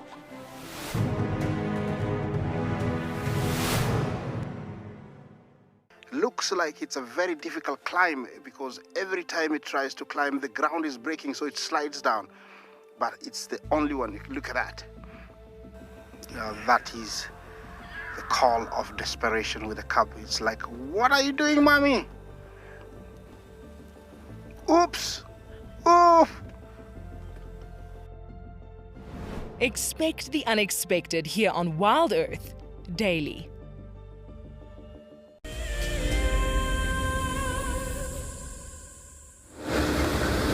Welcome back to Djuma Private Game Reserve. So I'm on my little bumble towards Buffelshoek Dam. And just kind of noticing how beautiful it is changing from these crests that we go up down into the dips, the smaller valleys and riverbeds.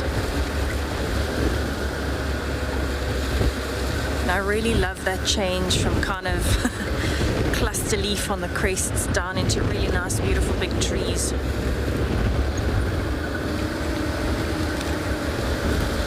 I'm actually just about to turn in towards Buffelshoek Dam, so I'm really, really hoping that there might be something there. There were some hippos there the other day. I think I'm actually really hoping for an elephant.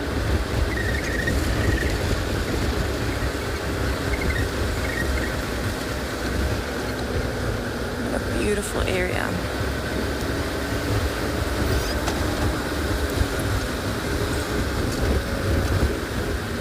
I love all these pops of green you can see on the bush willows.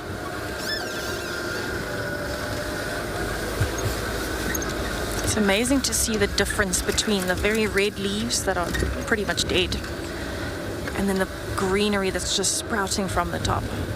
Something that elephants would be very interested in, so I think I'm in a good place to find them.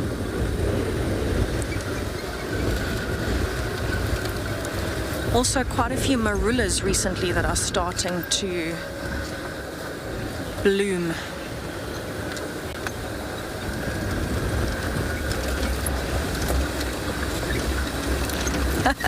What was my best sighting in the rain? That is actually a tough question because there have been quite a lot. I would say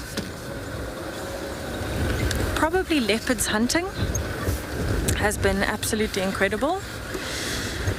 But again, you know, most active, probably wild dogs. So it's a bit of a toss-up. I saw wild dogs. It was actually really interesting on quite a horrible weather day. That it was one of the Ngala packs, and it was lambing season, so there were obviously a lot of picks for food within an impala herd, and they probably killed, it was 3 or 4 impala lambs in a row, because each one that they killed, the hyenas would come in and steal, and it was just constant action in this beautiful big clearing. And I'd never seen anything like it, just one kill after the next without even really skipping a beat. They just all knew what the others were doing and they just carried on, and it was absolutely incredible. Definitely get a lot of action when you're following wild dogs. I've also seen the Birmingham Pride hunting in the rain. That was incredible too.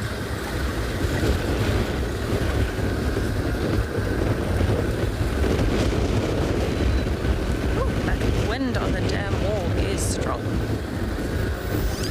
Alright, there's a hippo at Buffelshoek Dam. Yay! You can actually see how fast the water is moving. Very, very strong wind. But I guess in that sense, the hippos are really lucky. They don't feel it.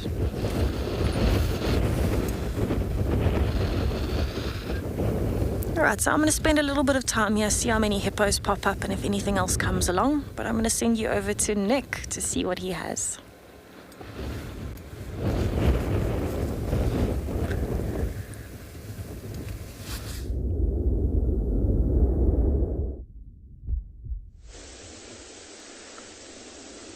Nick, come in.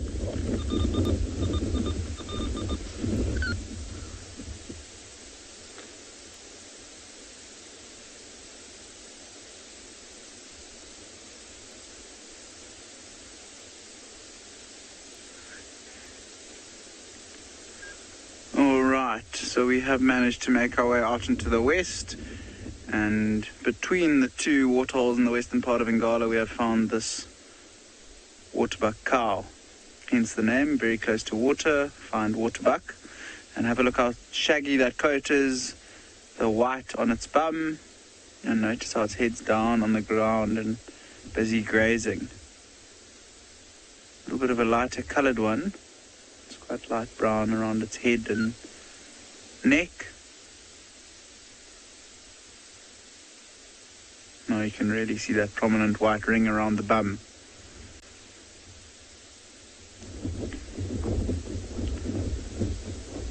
Other than the waterbuck, we haven't seen too much since the last herd of elephants.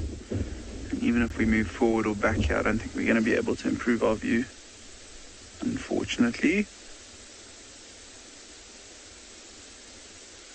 You can see how once again in this wide open space that we're sitting and look at the grass and how it's blowing, and these sticks in the foreground as well. The wind hasn't settled as I was hoping for.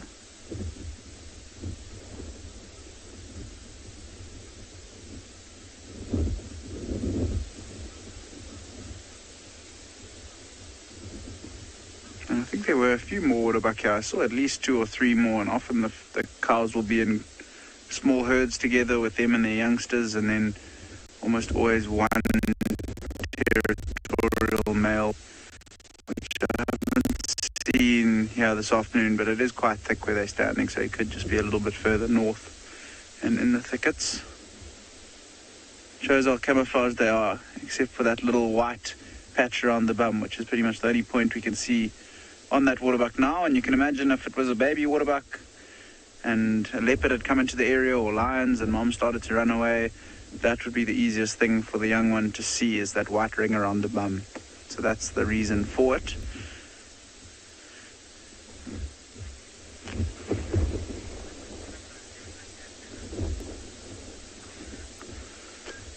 Well, Carla, I'm really glad that we got an opportunity to find some waterbuck this afternoon and have a brief view of it. Not an incredibly common animal here at Ngala, but we do see them from time to time, almost always around water though. So it shows just how dependent they are on it.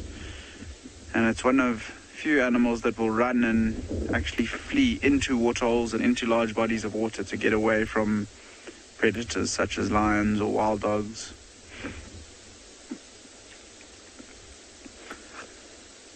I'm just going to quickly reverse. There is one more coming through, so just bear with me for 20 seconds.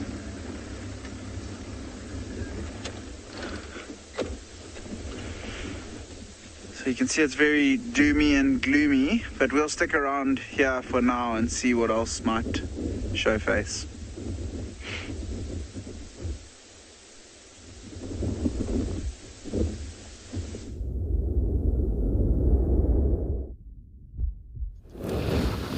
Welcome back to Buffelshoek Dam, Djuma Private Game Reserve.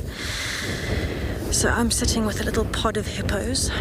I've seen 3 so far. One's just gone back underwater. But I'm actually quite envious of them. It must be nice and warm there without any wind. Up on the dam wall, we are blowing away.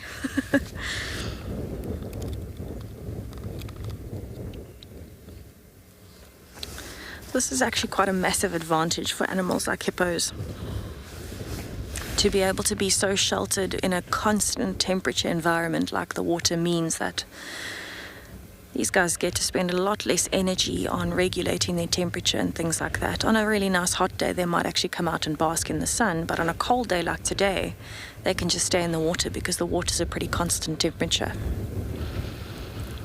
And the only time that they'll be exposed to the wind is like now, when she's got her head up above the water just to breathe, maybe listen out a bit.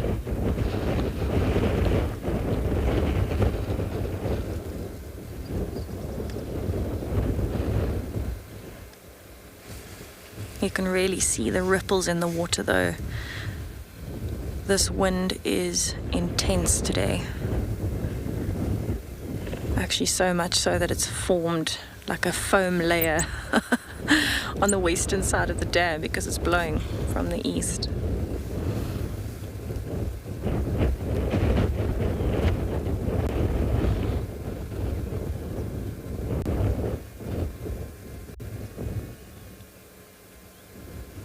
Definitely still threatening to rain. A lot of cloud buildup, and it seems to be getting colder by the minute at this stage.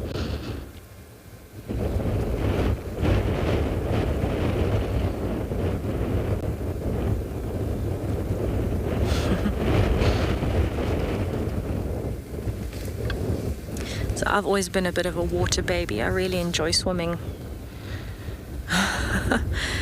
And always loved hippos because they're constantly in the water.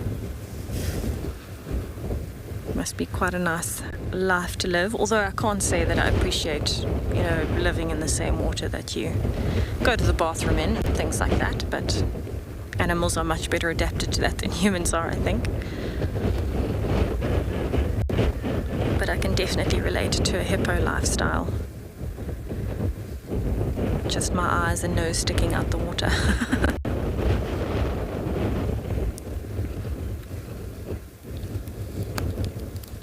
It's actually unbelievable, if you kind of have a look at the dam as a whole.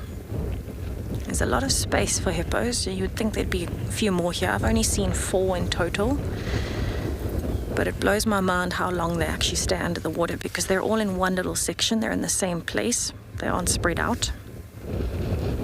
And they're only popping up every, some of them 3 minutes, but the other 2 I actually haven't seen in at least 5, so they should pop up in the next minute. And I think as much as I trained, I don't think I'd ever be able to hold my breath for that long. But I can definitely relate to a hippo as my spirit animal.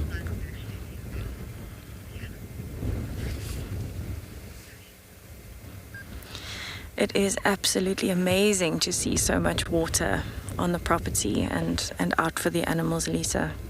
It is, it's a lot better than I thought it would be, considering how dry it looks. There is actually still a decent amount of water around, and that really helps the predators, especially through the winter. And the other animals as well. Things that are really dependent on water, like buffaloes, are pretty predictable with their water intake. Things like lions as well, hippos. So it's amazing to see that there is a decent amount of water.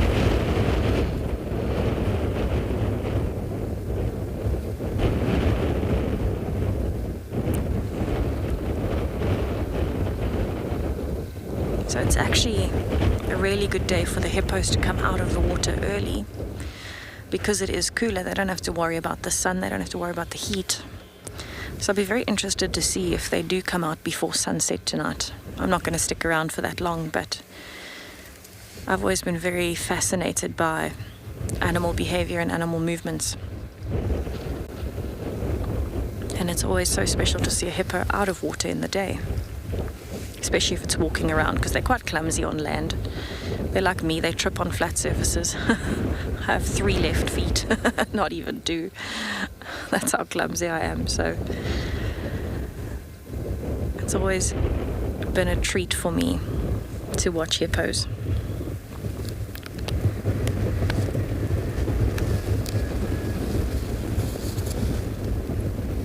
Hi everyone, this is Jason from Mulberry. We're just heading out.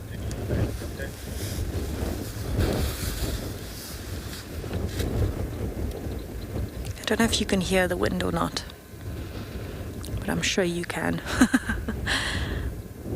That hippo's actually facing into the wind. which is quite interesting. I would have thought that it might have... Oh good, you can hear the wind, brilliant. I would have thought, I don't know, in my mind it would have made more sense for the hippos to be facing the opposite direction, because if the wind is causing these little ridges and waves in the water, as it breaks over the hippo's nose, it's going to be bringing water in, although I suppose they're so good at holding their breath it might not really matter. But I almost would have, faced that way, the way that one's facing, so it breaks over the back of the head instead of the muzzle. Alright, so I think I'm going to keep going on a little bumble. I'm heading towards the east of Djuma now, so let's see if I can maybe find you any interesting things along Cheetah Cut Line, and I'll catch up with you again just now.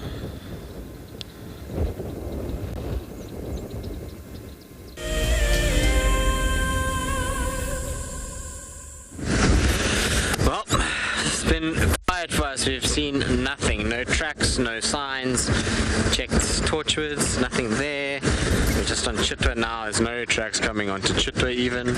So, I don't know where everybody is, but wherever they are, they're hiding very, very well. I suppose it's windy, cold, and miserable, and so perfect time to hide. A lot of them might have actually made kills yesterday and we just haven't found them yet, given that it's not been hot. A lot of those kills, if they were made during the night, wouldn't necessarily smell, which wouldn't attract attention, which means that they might still be on the ground. Yeah, keep trying. It is out here. Sometimes you get these quiet days where struggle to find any sort of sign of anything. It's as things... So sorry if there's a bit of a breakup in my audio. I don't know what happened. But yeah, some days you have these quiet days and it's harder to find what you're looking for, and you kind of just got to persevere. It's part and parcel of how you find that. So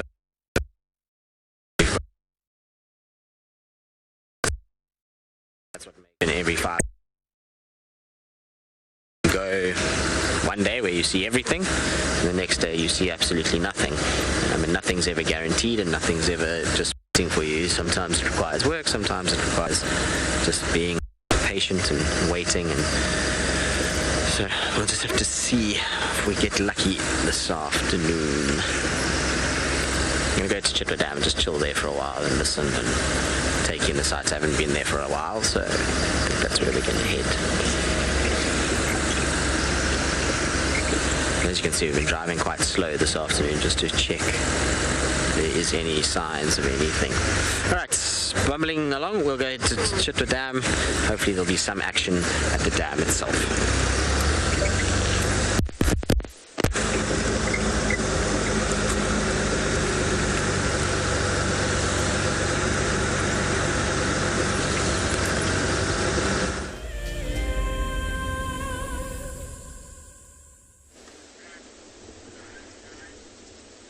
So we've managed to find another large mammal this afternoon, a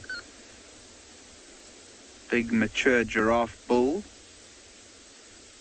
You can see him feeding at the top of that bush, which is a Natal guarri.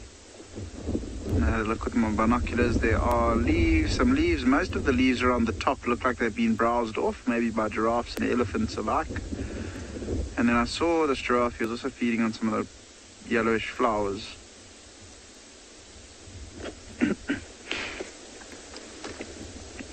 Still see the wind blowing in the background, but it's amazing how dark he is. Really beautiful big male. He also had a whole bunch of red-billed oxpeckers that were sitting on him, but they have since flown off.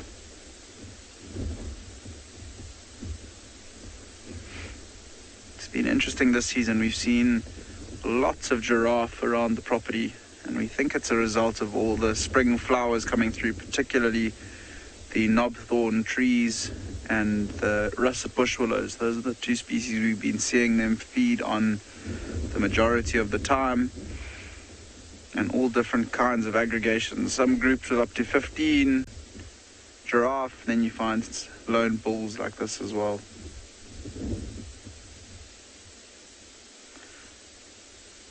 probably not the nicest thing to say, but the giraffe carcass that the 3 young male lions from the Birmingham Pride managed to bring down was probably a similar size to this. So it's super impressive that 3 young lions at only 3 years old were able to bring down a fully grown mature giraffe. I'm sure they must have chased him and caused him to trip.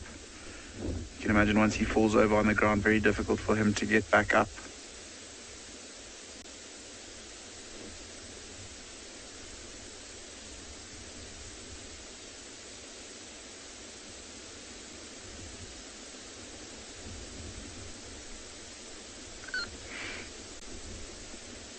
I wonder, it's tricky to say with the giraffe, but I wonder if he hasn't really been down to the water earlier today. Maybe during the middle of the day when it's less likely that predators are active, and as a result he'll be a little bit less vulnerable.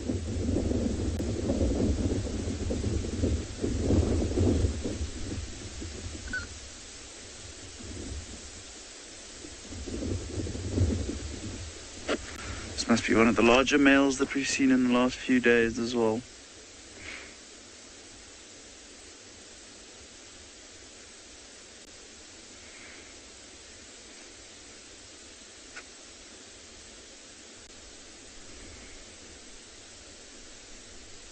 Since we started watching him, you can see he's quite confident this afternoon. I'm sure he knows that there's not too much going on around him.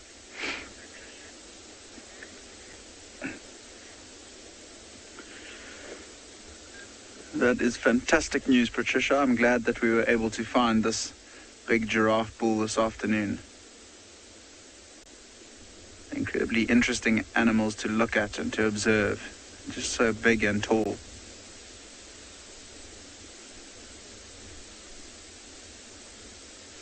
See, we might be able to improve our view a little bit, so I'm just going to sneak a touch forward.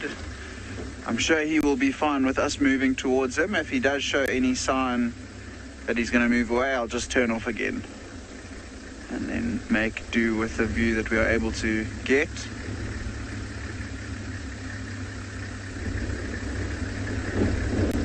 He's very relaxed.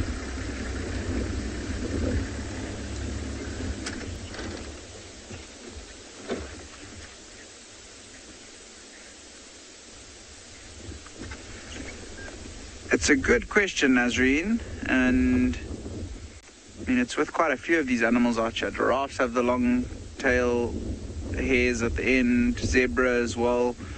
And you can imagine for a giraffe, it's quite tricky to use its legs to scratch if there's anything irritating it on its body, and quite tricky for it to move its head around all the way to its back to try and, if there's a fly or an insect biting it, to try and chase it off. So it's got that long tail and the long tail hairs to try and swat biting insects and parasites away from its body. Their version of a fly swatter.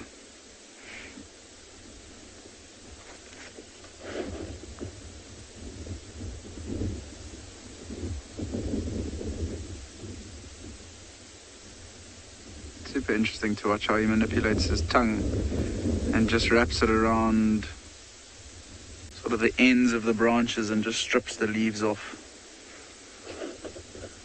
Sometimes if you watch very carefully, you can actually see the cud ball go down.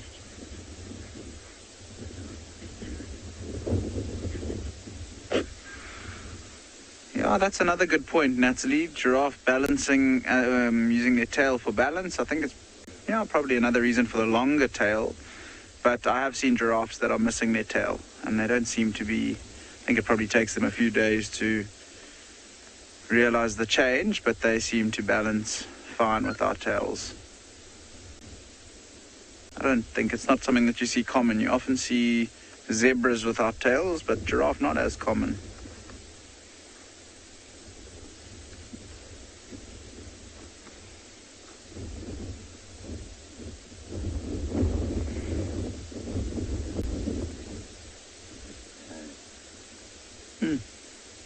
He's really enjoying this Natal Gwari this afternoon.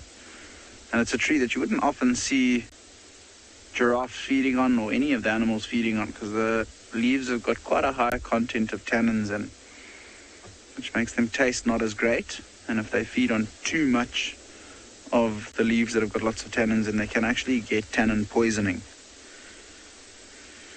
which would be tricky to estimate how many leaves this male giraffe would have to eat to get the poisoning, but they can get it from overconsumption of certain species of plants.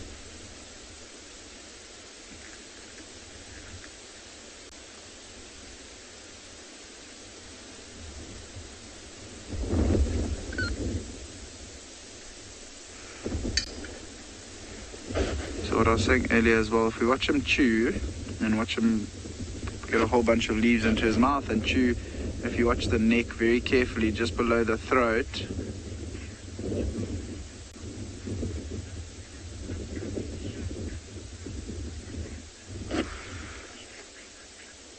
so while we watch this giraffe feeding, why don't we all have a look at an upcoming show that we will be having on WildEarth.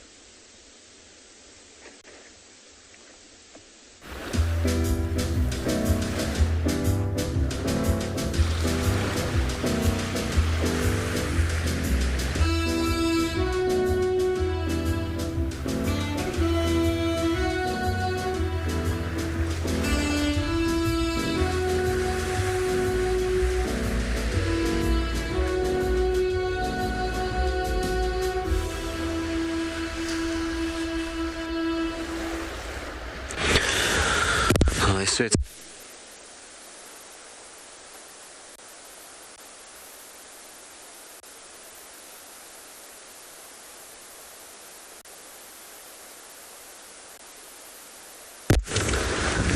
that we have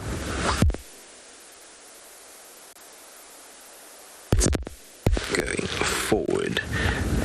Just trying to see, apparently we've got an issue with the audio. Can you hear me? Paul says he can hear me, Elton, so I don't know what the story is or why there's an issue with the audio, but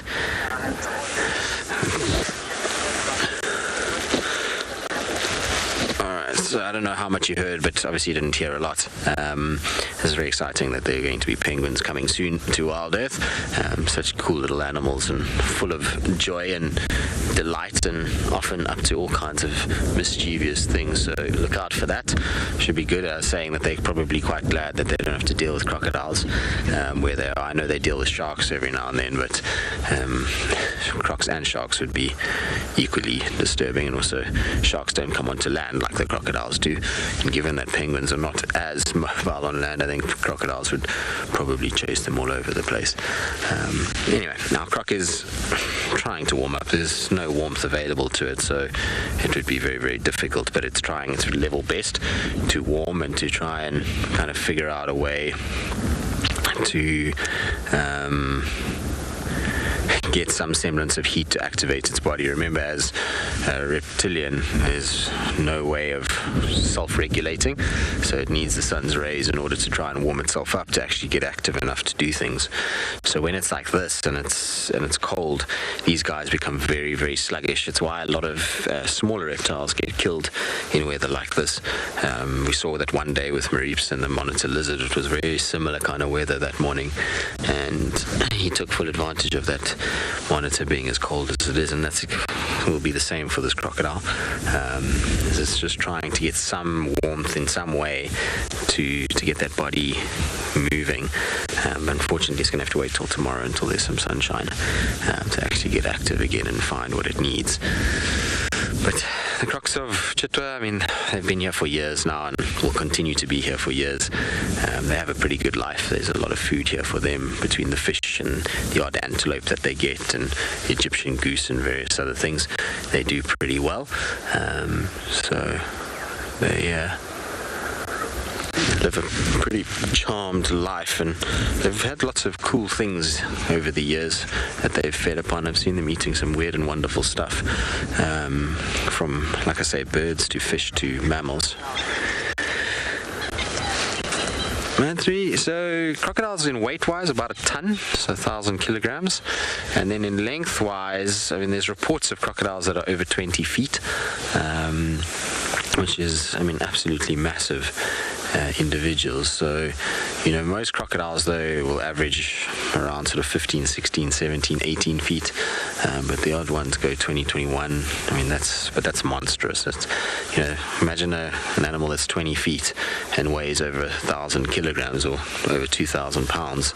It's a scary prospect, especially given how mobile they are in water and how that whole body is just basically a muscular structure that's able to kind of latch on with these big teeth and do a serious amount of damage. So yeah, they can get big. The ones down here in South Africa are big, but never like the ones in the Mara. And the ones in East Africa, or in the Mara River, are on just a whole nother scale. They get absolutely massive, those things. The wildebeest that roll through there every year mean that they end up with a situation where they overfeed themselves, and it causes huge amount of growth in those crocodiles, and just are absolute beasts. When you see them, they kind of dwarf the wildebeest and the zebra a lot of the time.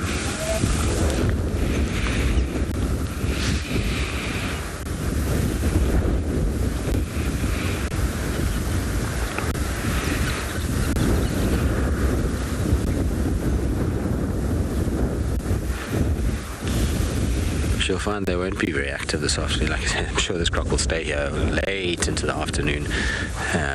They'll only come down a little bit later.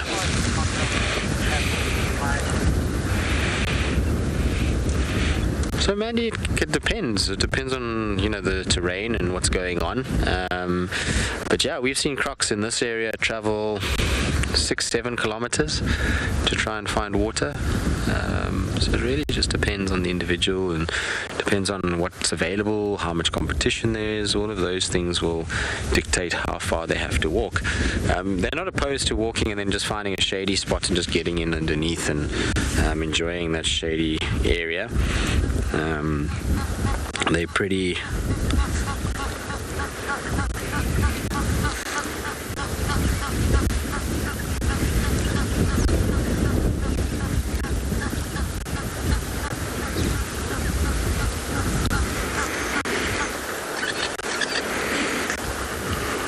They're pretty able to get in underneath sort of shady trees and basically create a place where they can just sit and wait out the heat of the day, and then they carry on and find another water source. But they can go very, very far.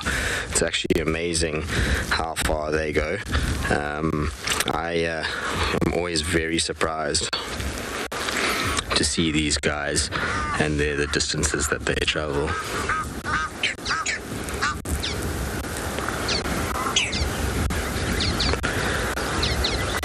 Here comes a green-backed heron that's flying past as well.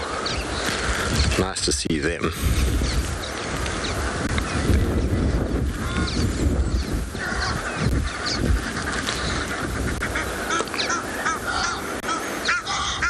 Lots going on with birds here this afternoon. A lot of Egyptian geese that are making noise. I've seen a few red-breasted swallows, which are some of the migratory guys that have come in.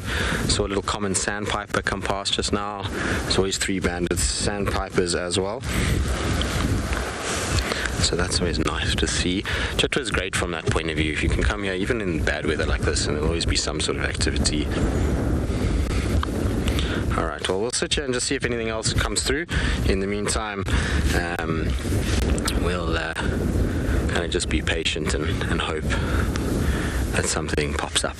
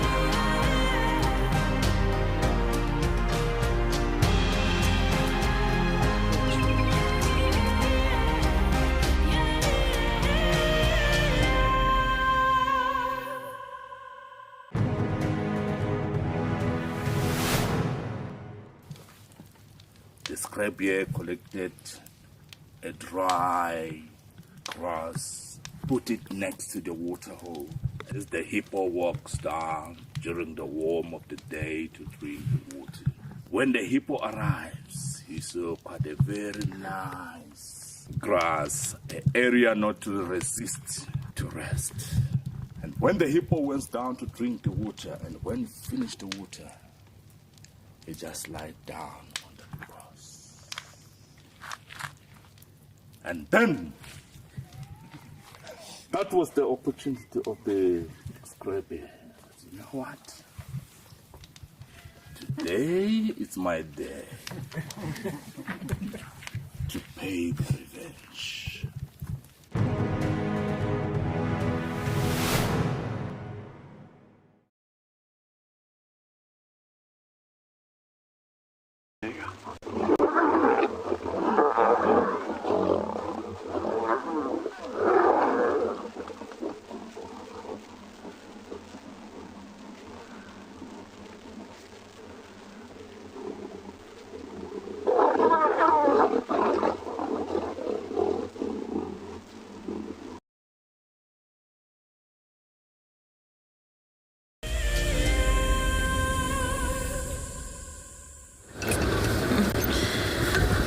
Welcome back to my little bumble. So I'm actually right on the eastern side of Djuma. I'm going to head towards Treehouse Dam and see if I can find anything interesting. There have been a lot of leopard logs tricking me today. A lot. They keep catching me and I do a bit of a jerk backwards to see if it's a leopard or not.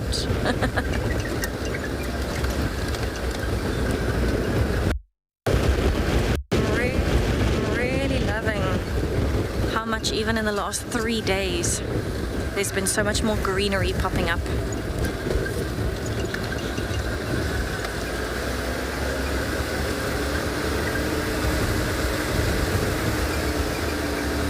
And actually for a windy day there have been quite a few birds fluttering around. Not many that'll actually sit still though, which is fine. Just means I can't show many to you right now. But I'm really wanting to see an owl tonight actually. I haven't seen an owl close up in a very long time.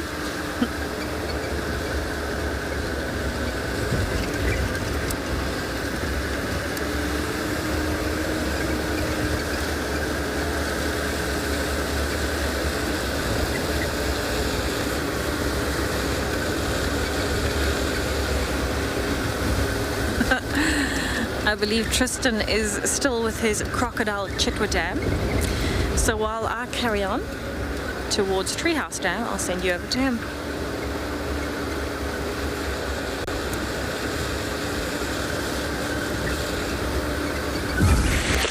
I'm still with the Crocodile Chitwa Dam. It's just sitting, doing its thing.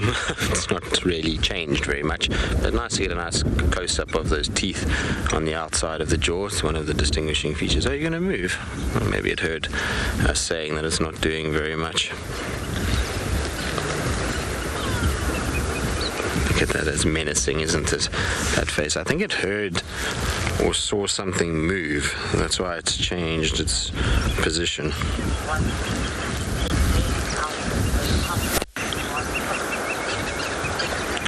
Leopard lover, you're asking what should one do if they encounter a crocodile on foot? Well, generally, as long as you don't get too close to it, it will probably leave you alone. And all it's going to try and do is defend itself, and it will only do that if it feels like you're trying to attack it and hurt it. If you just leave it and let it do its thing, it's going to be absolutely fine. I mean, I've approached crocodiles on foot on walks where we've kind of tracked a crocodile and found it, and it just lay there, hasn't moved too much at all. Brent once did it live, and he managed to find. Brent was a presenter in guide a few years ago, And he managed to get some views of crocodile on foot, and the croc didn't really worry. So as long as you don't harass them and don't chase them or try and hurt them, then generally they're okay. In terms of water, anywhere in Africa, just don't get close to water. Always give yourself a bit of distance. These guys can lunge almost their body length out. So just be very, very careful when you approach the edge of water in areas where crocodiles.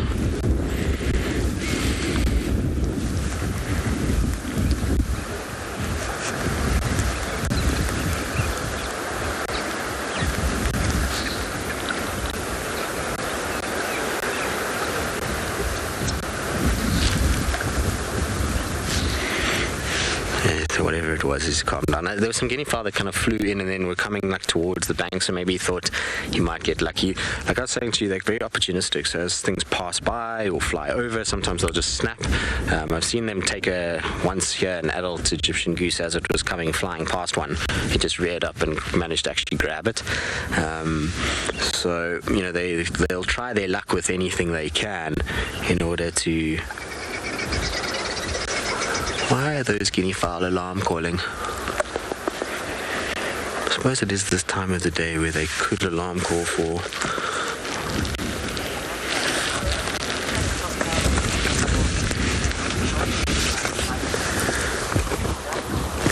So sorry, Elton, I didn't catch the name. I just caught, is it true that crocodiles can destroy a rowing boat with bite force?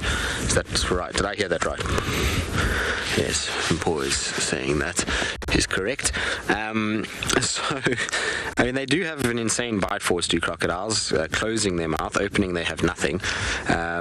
Destroying a canoe or a rowing boat, I mean, they could inflict some damage to it, but the likelihood of them destroying it is a bit excessive.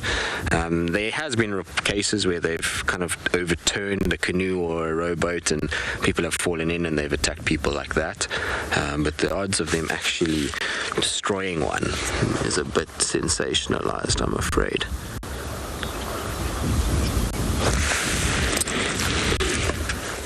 They're not that hectic.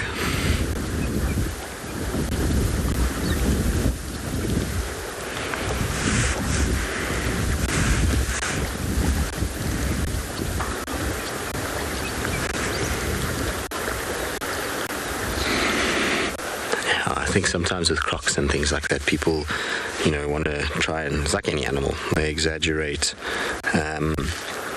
the kind of, what would you call it, the stories to try and make them sound more impressive than they are. I think you got to just sometimes give them a chance to kind of watch them in real life and know that they wouldn't be that kind of thing.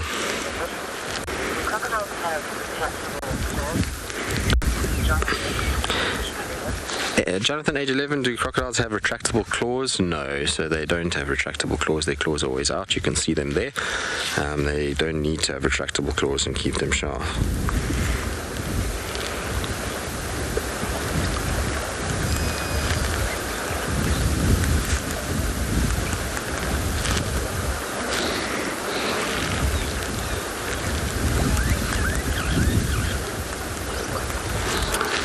Look there, you can, I don't know if you can actually see them. Can you see them? Yeah, you can see them quite nicely there. So yeah, they don't need retractable claws. It's not like their main killing implement, so it's not a huge thing for them.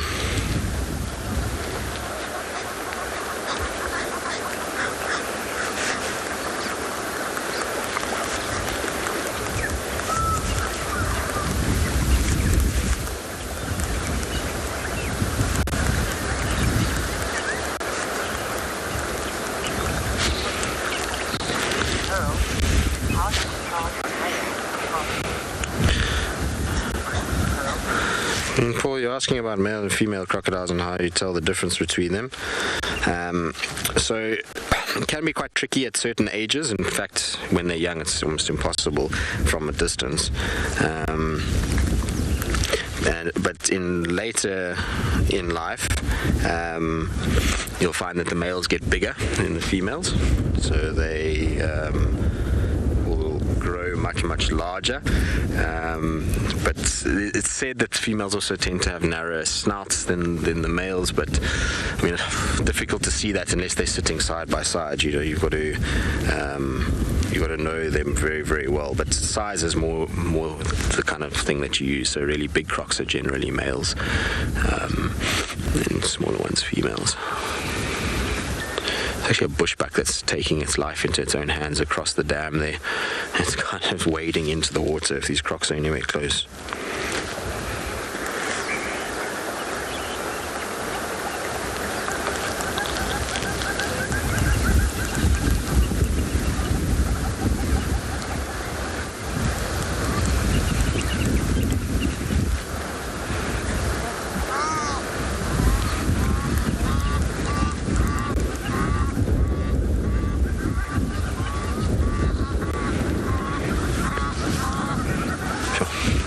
I haven't even heard a car drive past. Doesn't seem like there's much going on. You can hear the guinea fowl panicking a bit. The fish eagles just flown past. I mean, not the guinea fowl, the Egyptian geese.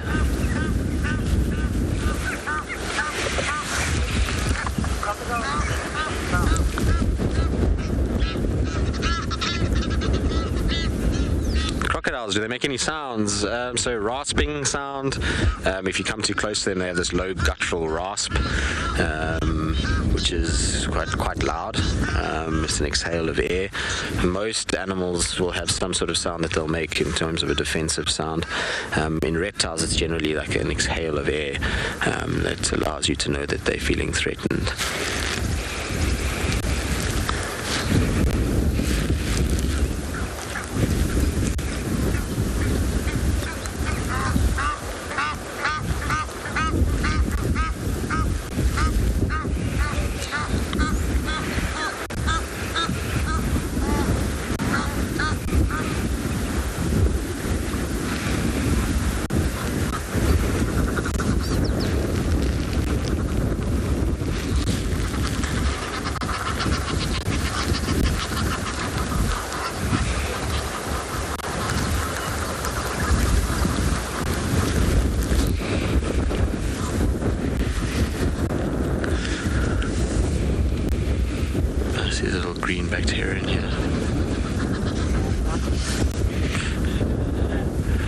Well, we'll probably leave Chitwa Dam now and go bumble around and see what else is about.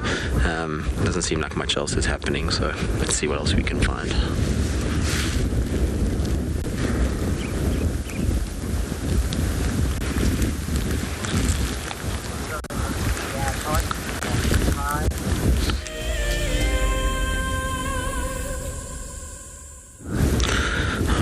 Just yet. There's a little green-backed heron that's sitting over here fishing on the right-hand side, so we'll just watch this little guy and see if it manages to get anything. They're great value when it comes to hunting.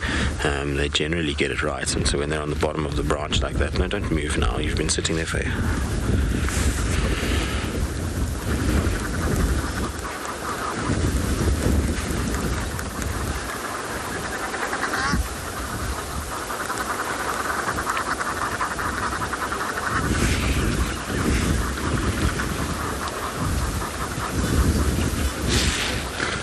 see how it's poised to strike.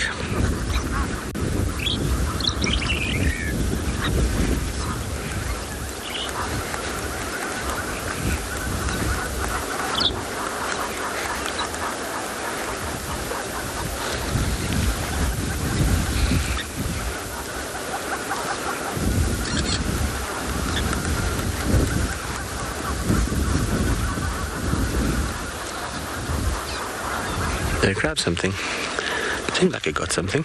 That's very cool. That's why I love them, is that you can often see them getting things. Sometimes they'll even bait the water.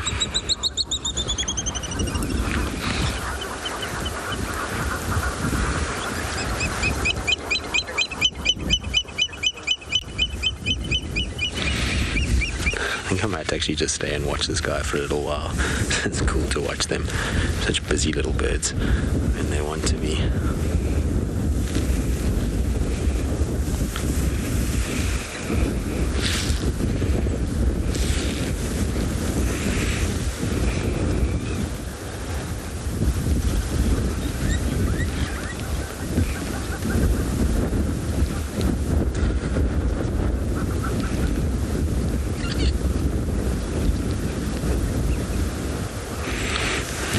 if he goes again. We'll just be patient and wait with it and see if it manages to grab anything more.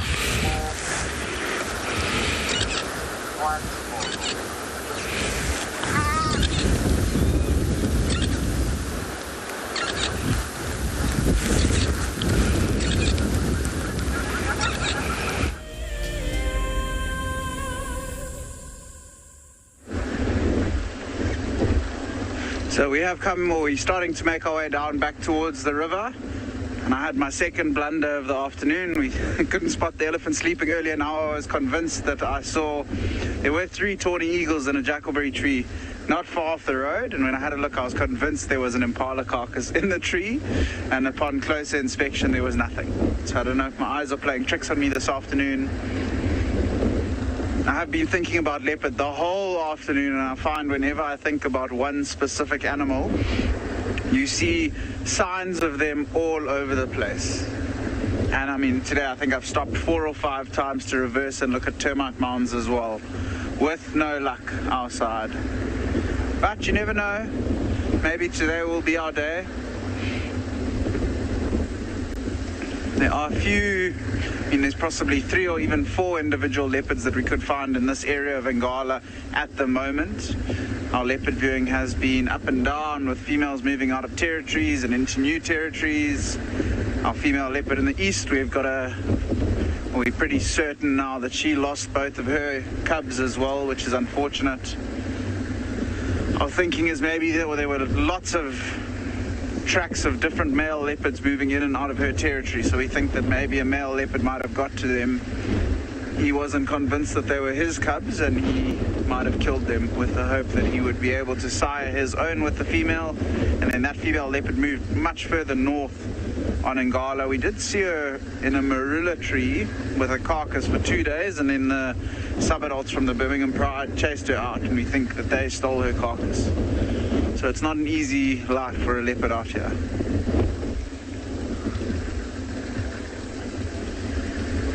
So we're going through a little drainage line, a really nice big tambuti on either side of the road here.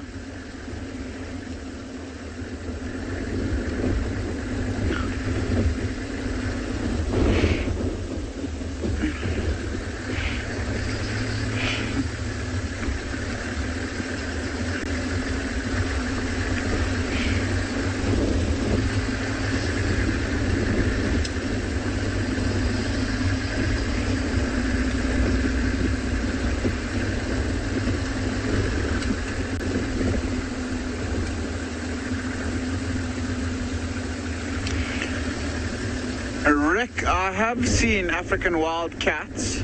Gert, have you seen African wild cats? Yeah, Gert's also seen African wild cats. They are a tricky animal to find because they only really get active after dark. And then, as I was mentioning last night, it's just luck which road you pick. I wonder, Rick, have you ever seen an African wild cat before? And also, if not, maybe we will, as soon as it gets dark tonight, that will be the species that we'll try and focus on finding. There's a few areas around Ngala where I have seen them, especially quite close to camp. And if we just drive up and down those areas once it's dark, we might get lucky with finding one this afternoon. My best sighting of an African wildcat was actually on a qualification drive when I was just becoming a ranger at Ngala, on my first qualification drive, and I'd already had to extend the drive by about an hour to move around elephants that I just couldn't pass, so we had to go all the way back into the reserve and come around them and get up. So the drive ended up being about 5.5 hours, but we watched an African wildcat that had just killed a young scrub hare. And we gave it a fright, so the wildcat ran off the road and the scrub hare was still on the road. Shame, the scrub hare was still alive and kicking, and it looked like it was regaining its feet. And the wildcat was a little bit nervous with us being there, so we just reversed the vehicle a little bit, gave it a bit more space, still nothing, and then we just turned the light off for a good 5 seconds. And in those 5 seconds, the wildcat ran back onto the road and ended up killing the leveret, which is what a young scrub hare is called, and then darted off the road. They're very cool animals to see. They look almost exactly like domestic house cats. Their legs are a little bit longer, I think, and they've got stripes and spots on their legs. So while we head down to the river and start slowly scratching for a leopard this afternoon, we're going to send you back to Djuma with Tessa, who's managed to find some more elephants.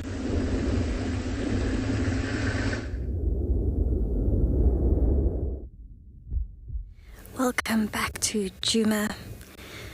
So I'm watching this beautiful old elephant cow as she's stripping the bark off of that branch. And she's actually right at the back of the herd. It seems to be a breeding herd of elephants, and they're slowly moving closer and closer towards us. But she seems to look like one of the oldest females in the herd. She's moving very slowly right at the back. And as she goes, she's just picking up and breaking off all of the smaller branches.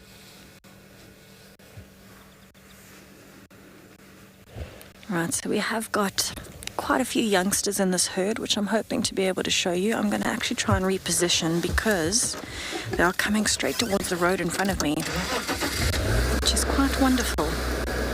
Nothing like spending time with elephant calves. Let's see if we can get you a nice view. So it looks like there's one very small calf, just a few months old, and about two that are slightly older. Three actually, and then some older females. So I just want to kind of get onto, there's a little ridge coming up, and they're actually walking straight towards the ridge, which is brilliant. So elephant herds are always very interesting to spend time with because there's a lot of very cool dynamics that go on. Also, I think a lot of people really like them because it's a matriarchal society, so it is something that we relate to in the sense that it's unusual.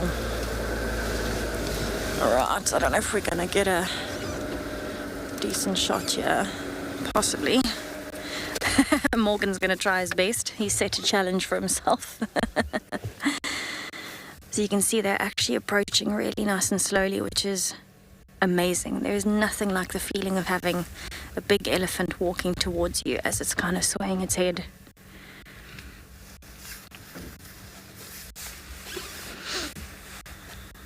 So this one closest is one of the younger ones, I'd say maybe 8 or so years old. 8 to 10. And then there's two kind of maybe 5-year-olds, a tiny little calf, and then some really big old females. You can kind of see the movement starting in the background now. The mother and the tiny calf are following behind.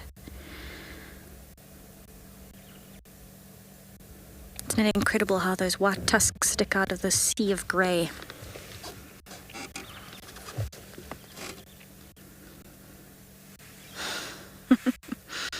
There's one big tree, and it's right behind the one big tree. Still consistently feeding though.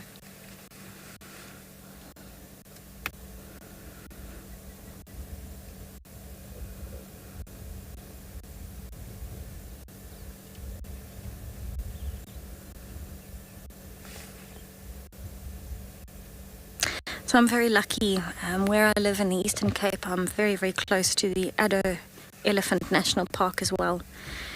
So it's always a lovely treat for myself and my family. If we want to get a little day trip in, we actually head down to Addo because we all love elephants so much.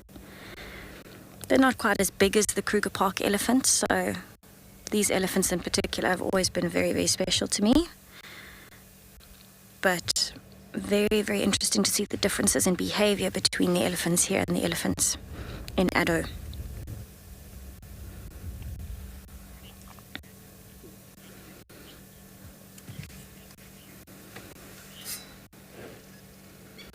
Alright, so while I wait for these elephants to come a little bit closer into the clearing, I'm going to send you back to Tristan. He's got a green-backed heron that is fishing.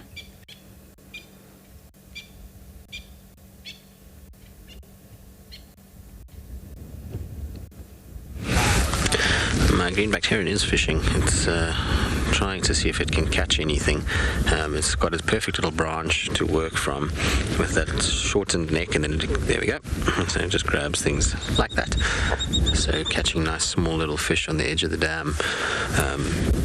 Sometimes you'll find they'll even bait fish. They'll grab little insects and then just put it on the surface and then wait for the fish to come. In this case, it's not doing that, but it's caught a few of those little fish over the past little bit. It's been, I mean, the fish that it's getting so far have been absolutely tiny. Sorry if I'm rustling, everybody. It's just gotten all of a sudden freezing. The wind has chilled now. I think as the sun's going, it's just getting colder and colder. So it's time for a jacket.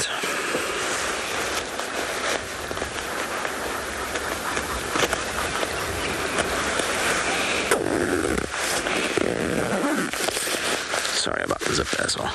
It kind of moves from one spot to another, so from the right and then to the left, and then it hangs out here. Let's see if it'll get anything.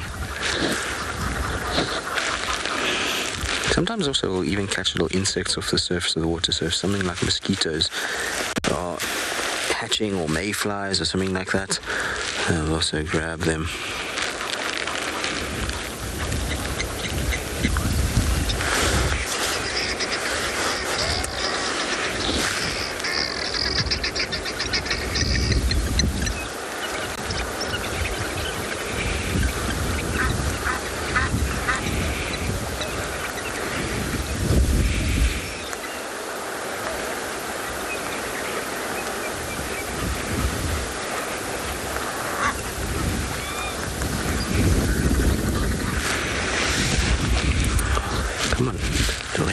Something again.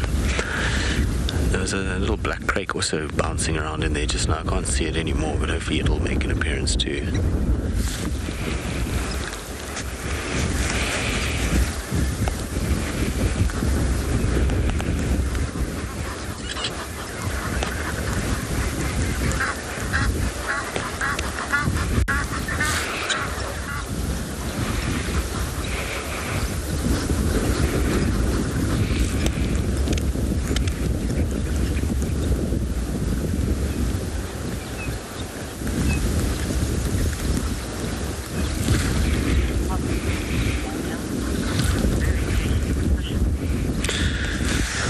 Indeed, these herons are very patient. They're animals that like to sit and wait for things to come their way.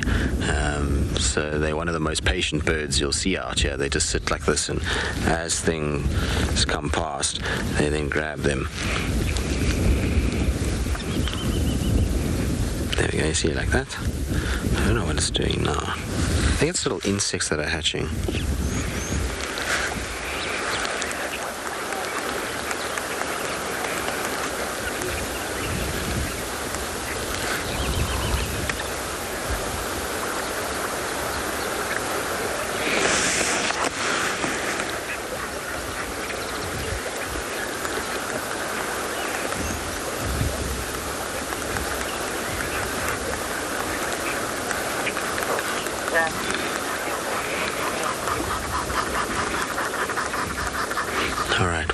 There's a little black crake bouncing in the background.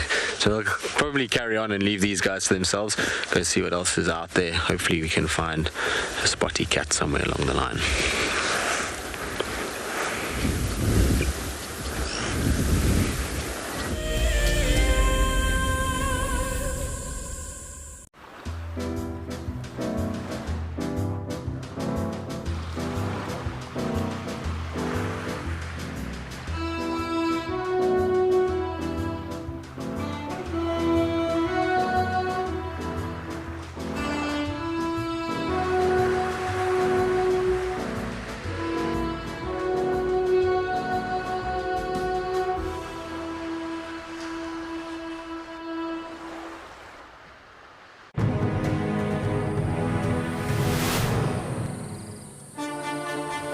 It's day one of the annual South African Guide of the Year competition, and our first foot into this competition this morning is all about tracks and signs. We're going to call you in one at a time. Just look at it, the information will be there. Our 5 guides have been tasked by the judges at figuring out who is what is who, and where they go in the bush. It's either Franklin or guinea fowl, but because of the volume of other deposits in the area, we went with guinea fowl.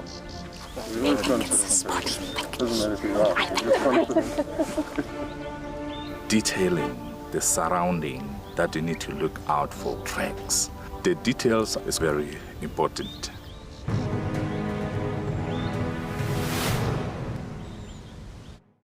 I've seen something I've never seen here before.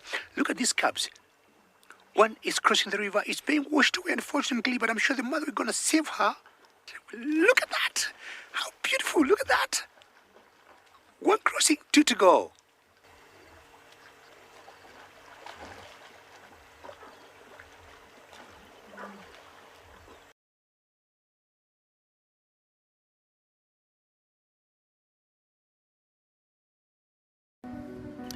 Delivering 6 hours of HD wildlife content live every day is no small feat. It's a massive team effort, and we all rely on one another. Cam ops have a bit of work to do in the morning, up nice and early, get all the checks out of the way, and make sure we're ready to go live. Helping others fall in love with nature brings meaning to what I do. It's also a lot of fun.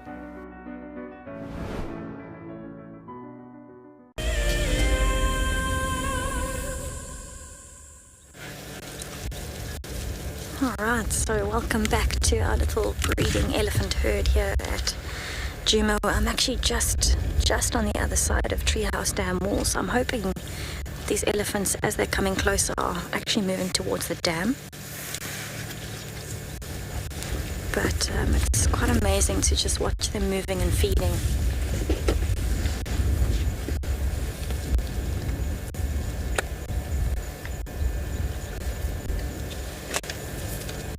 So this is one of the younger members of the herd. I'd say 5 or 6 years old, somewhere there. Quite big, very small tusks for its size, actually.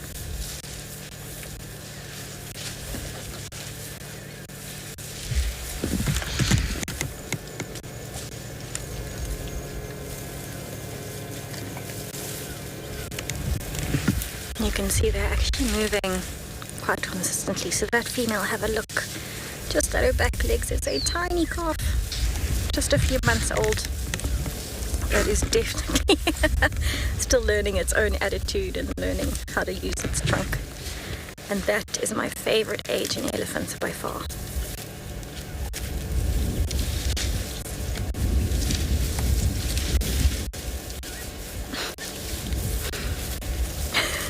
It's chasing the fork-tailed drongos that have been following.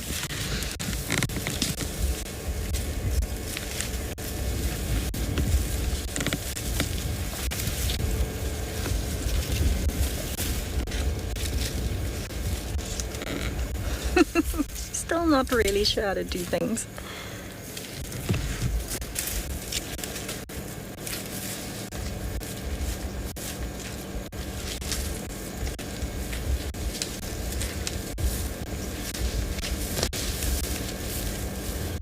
Very interesting. That elephant just took a step back. Must have smelled something on the ground and had wanted to investigate.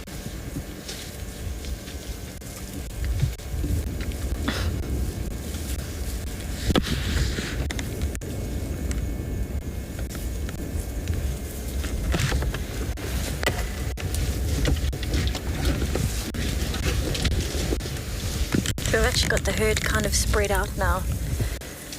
From the left of Wendy right the way through to the right. It's just amazing to watch them moving. All very steadily, slow but steady, into the dam direction.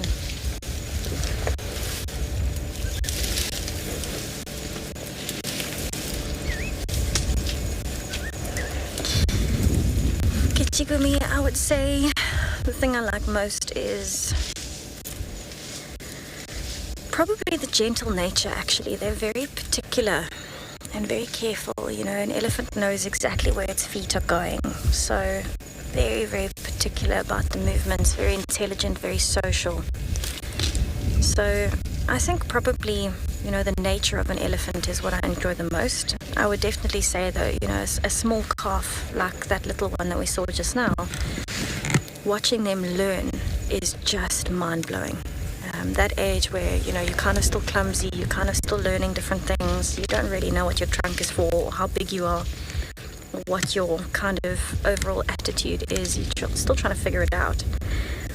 That is probably my favorite thing to watch with elephants, but the overall nature of elephants is just mind-blowing. They're these massive creatures, and yet they know with every single step what they're about to step on. They're very conscious of avoiding small twigs and things on the floor, and very, very gentle, very caring. They have such strong social bonds, and that really sticks with me because I grew up in a very strong and caring family, so seeing it in nature just kind of makes you realize how lucky you are.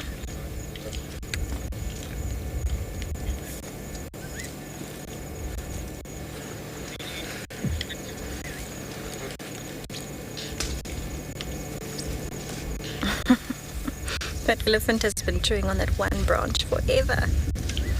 So it's literally ring-barked the entire branch from the very small tip right to the base where it broke it off the tree. Getting all of that bark off. So you can see it's come out completely bare.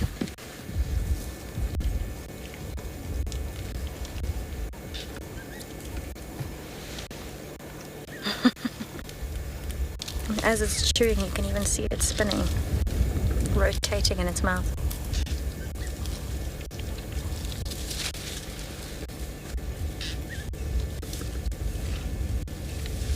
Yeah, elephants are incredibly sensitive, so they can pick up the smallest things in ways that we would never even imagine being able to do it.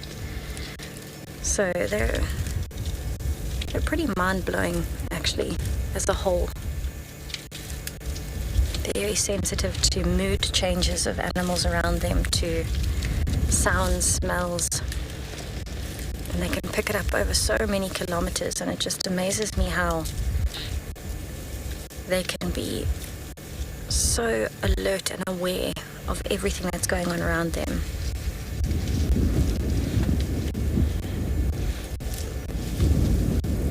You can see they're not bothered at all that myself and Morgan are here. They are still relaxing. They definitely know that we're here. We're close enough that they have seen us, they've heard us, they can smell us. They're used to me talking. And it's just incredible to see how, in a way, they trust us.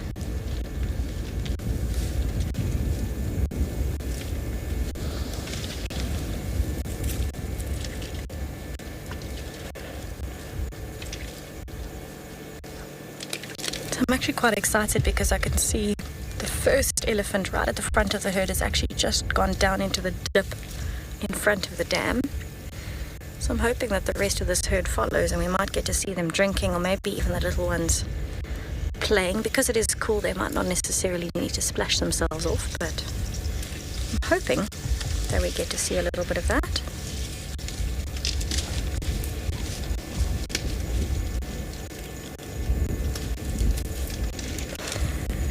That's also one of my favorite things. So smart to use your foot to help dig up the roots of a particular plant you're trying to break, or to just chop it off at the base. Incredible luck. Nick had the elephants digging for water in the Timbavati riverbed earlier. Just so intelligent to know to dig with your feet, to chop off plants, to get right down to the roots.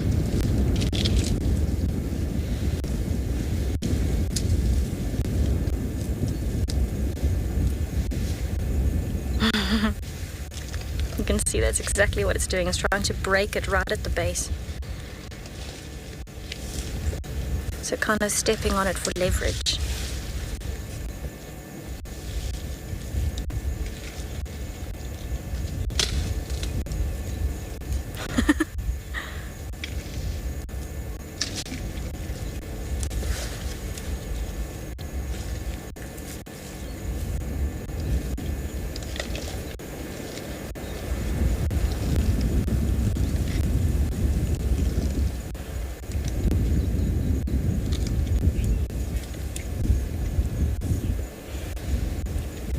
So now that we're starting to get a little bit more pace on our movement towards the dam, I think I'm actually going to head around there, and hopefully I can show you some elephants drinking just now.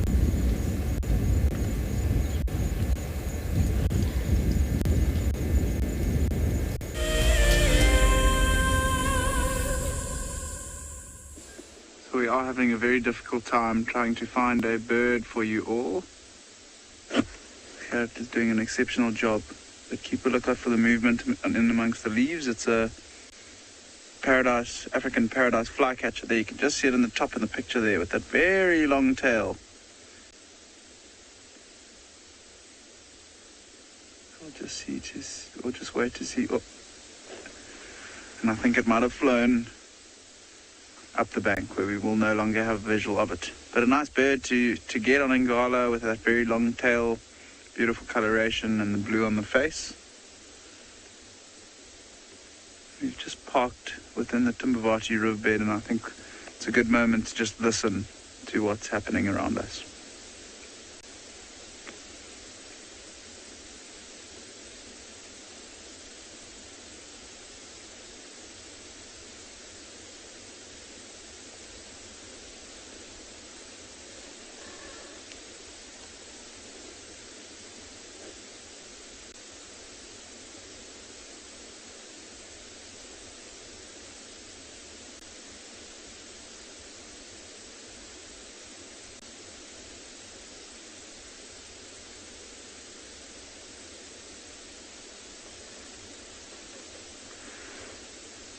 Just the wind really rustling in the leaves, but look at the baboons that we've got in the river.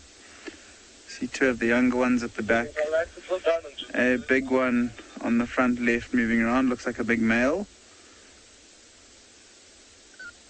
I wonder if they're unpicking some of the jackalberry fruits that have fallen out the tree and into the riverbed.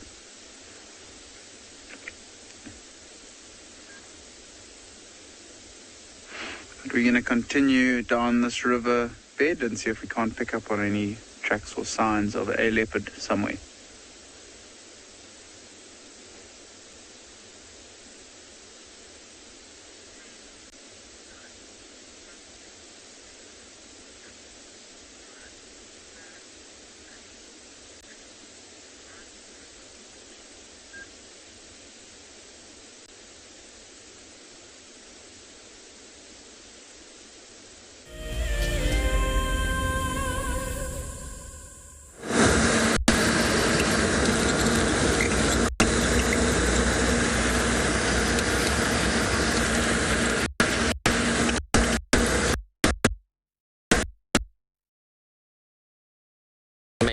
Signs of Kuchava or Tandi, but alas, nothing. It's just quiet. So I'm gonna just try and, I don't know, maybe go back to that area where Tlalamba was, try and see if maybe she's around.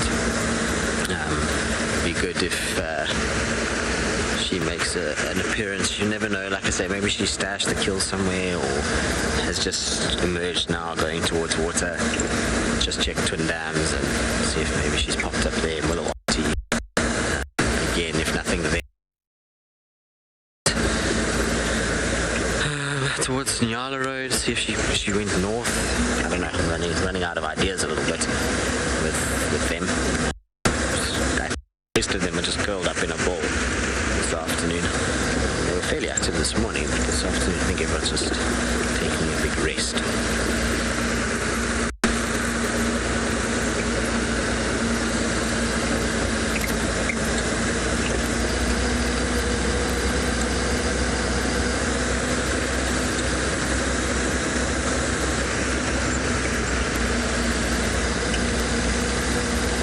Getting to that time now where the light is getting difficult to spot things. It's like a weird light now, dingy and dark and difficult to see things, especially when it comes to leopards. Like lions I find a lot easier to spot in this light, but leopards are a nightmare in this, especially if they're sitting down low and like curled. Kind of that black rosetted pattern becomes increasingly difficult to see in low light.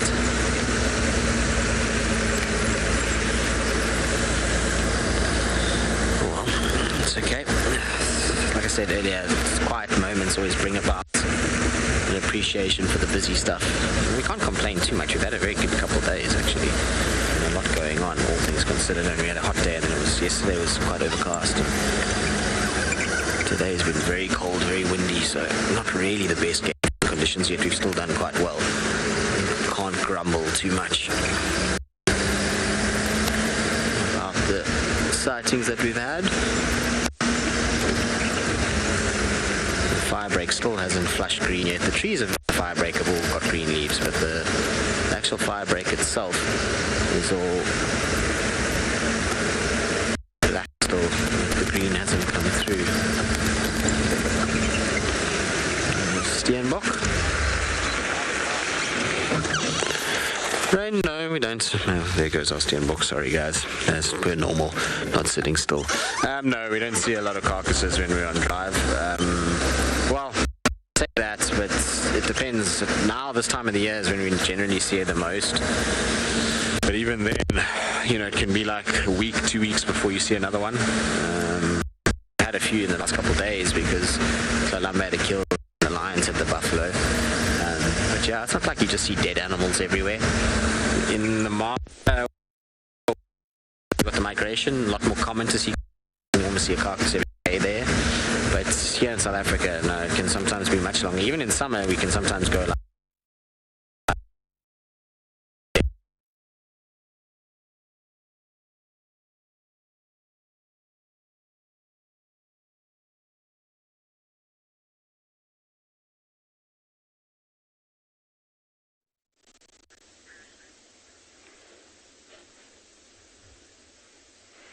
So we're still with this troop of baboon, and you can see the big male on the right, two of the females on the left, and one youngster in the middle. And Gert gave a great example. He says it looks like they're all just staring and watching TV.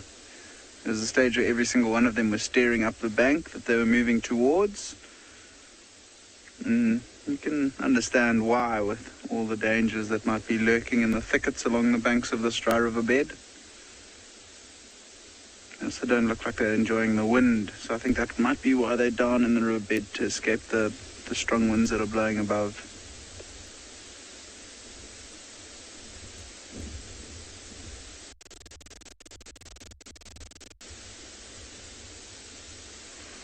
You can also imagine for this time of year, with there not being so much food around the reserve, a lot of their resources are going to come from trees along dry riverbeds, such as the one that the baboons are in. And then later tonight, when it gets a little bit darker and they decide to look for a spot to sleep, they're really nice big trees, especially in this section of the reserve, for them to roost in. They're showing us really nicely. Most of them being jackalberry trees out here. There are a couple of false thorns as well, and a few weeping boerbeens.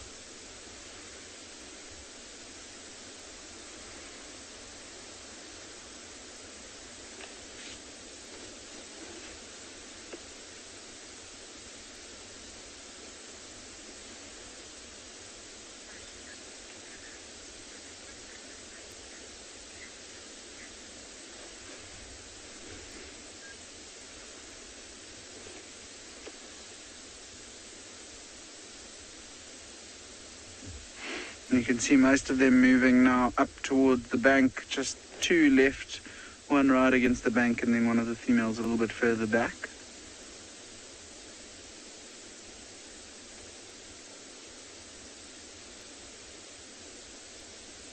Would have been nice if these baboons could have spotted the leopard for us this afternoon. We would have heard them alarming, come into the area, and then you've got a good chance of finding it. But for their sake, I'm sure they're quite happy that they have not seen a leopard this afternoon.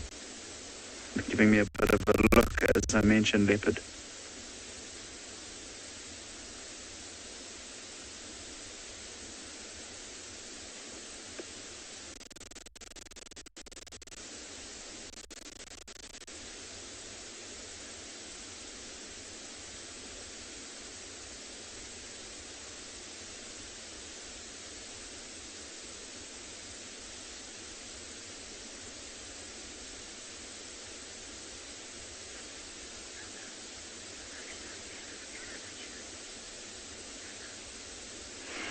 The name was Nana, and it's, for most of the guides that work at Ngala, this is one of our favorite sections of the river and one of our favorite sections of the reserve.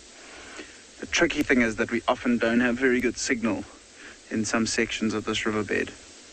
An unbelievably stunning area, and there's only a road on the left-hand side of us. So on the side where the baboons are heading to, there's no roads up there. So it's a very wild area.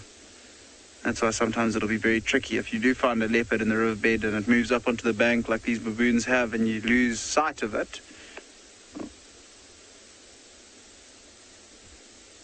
might have been able to hear the Bennett's woodpeckers calling on the bank as well. But if you lose sight of the leopard, we're not allowed to drive up these banks to follow animals, because you can imagine the damage that we'd do to the river bank that's taken years and years to develop. So we've got to drive all the way back around to a crossing and then up and around to get to this area. And there's also quite a bad rocky section up here. It's an area I think we'd love to be able to drive a little bit more often, but it's also nice for the animals to be able to get up there and get away from the vehicles and away from us if they really want to. Most of the time they don't want to, but if they do want to. But I think now that the baboon troop, or the majority of them, have moved up the bank, let's continue in the riverbed and see what else we might come across. This area also offers some really nice birding. Things like great-tipped flycatchers, southern boo-boos,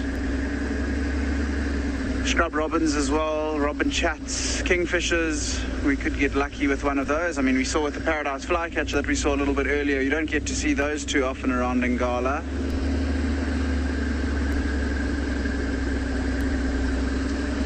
So I think while we continue along or within the riverbed, we're going to send you back to Tessa, who's got some animals walking down towards the dam.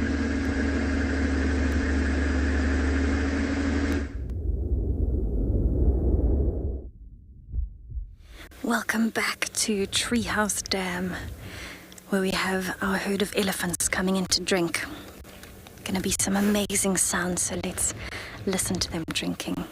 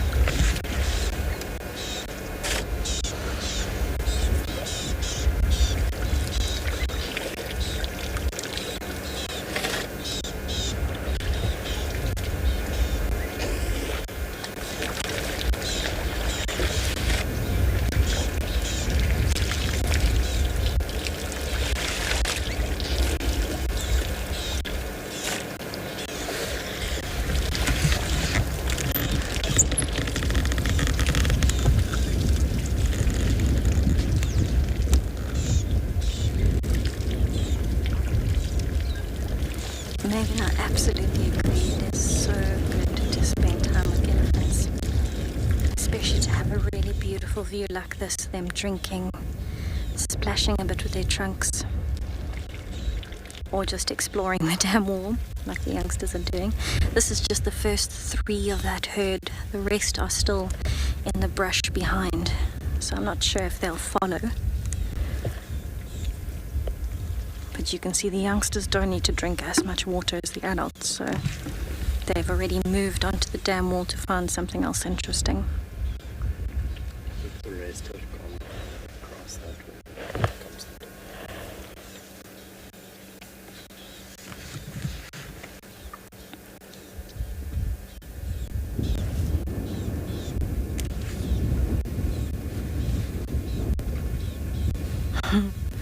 Very short drink for them because it's nice and cool today. They don't have to drink as much or as long. Oh, I love that sound.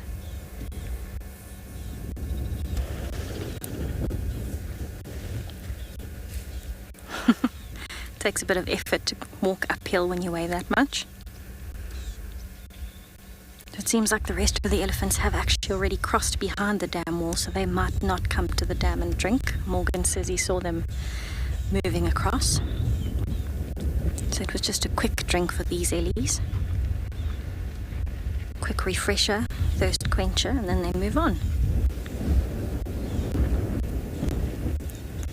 Actually amazing to see them approach from the dam wall and then go back up and along, instead of walking on the side of the dam.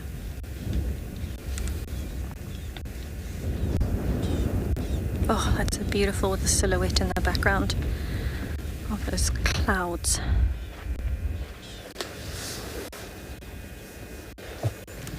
And now back into the bush, just like that.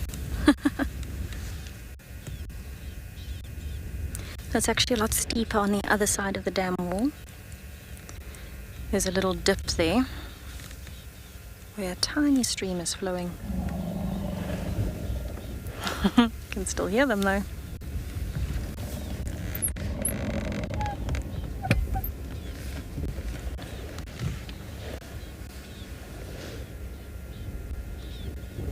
So I do want to listen just a little bit more if there are a few more rumbles. And if they seem like they're moving off for good, then we can head on. But it seems like everything's kind of calmed down a bit now that there's less wind. The breeze has dropped.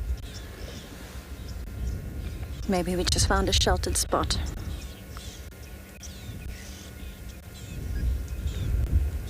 Alright, so I'm gonna sit here for just a few more minutes and just see what happens. But in the meantime, absolutely stunning scenery of those clouds in the distance.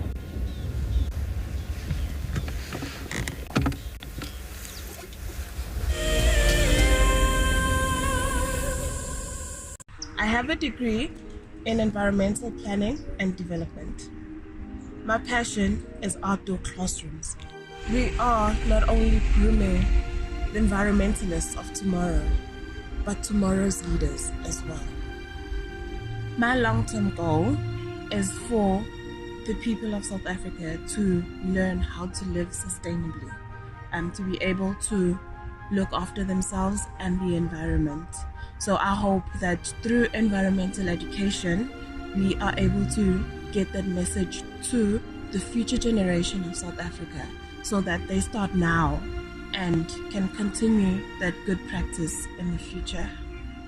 Environmental education is critical so that people can live sustainably in the future. That is my long-term goal.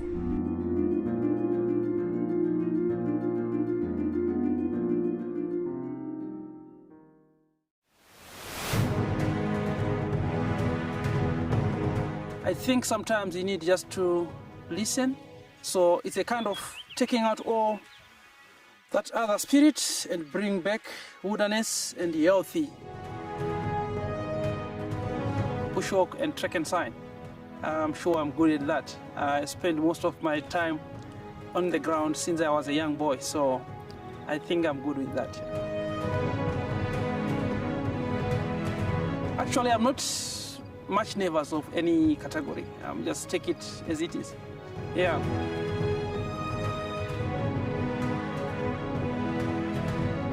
I'm not 100% sure on what the judges are looking at. So chances are 50-50 on my side. I'm not... Obviously, when you go for a competition, you say you win.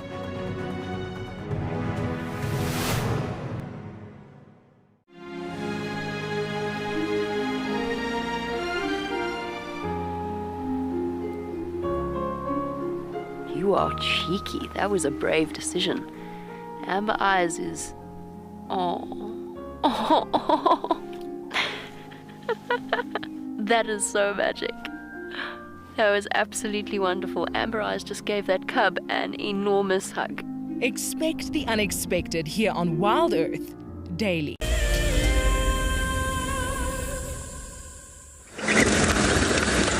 Well, I'm just bumbling back into the area where Kalamba was this morning. I mean, I don't think she's here. I don't know. But she's not a twin dam, it's just there. I thought maybe, just maybe, given she'd been on a kill, given maybe she had slept, that it's starting to get dark, that she would appear at this waterhole. It's just not hot enough though to really drive her to move, now. So when it's dark, she really wants of heat or anything like that over the course of today. So, well, a huge amount of moisture, should I say, from the heat with panting. So I don't know if she's maybe just curled up still. I'll just check up ahead here again and just stop at the tree where the carcass was and listen.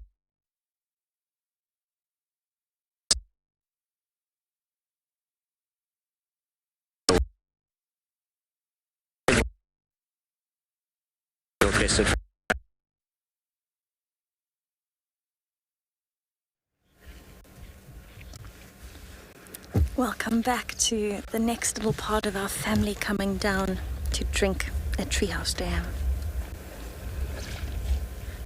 There's quite a big female. And it's time for an afternoon drink to quench her thirst.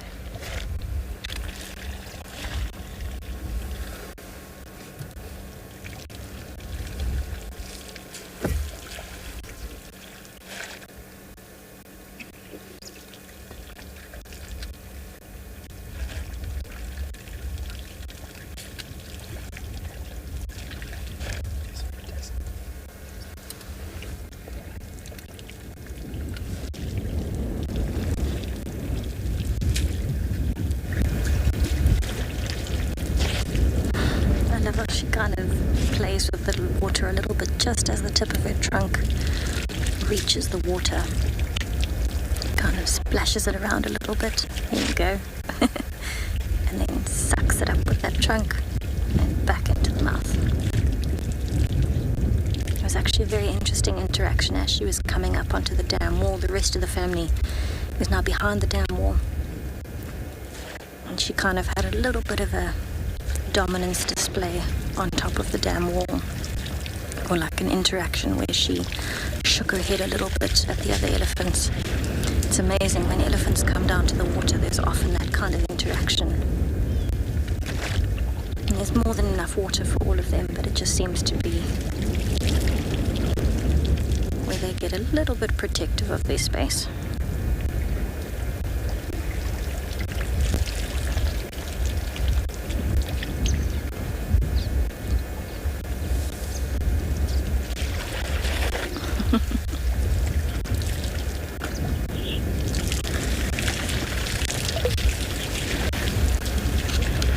Patricia, they are wonderful sounds. Nothing like an elephant splashing in the water.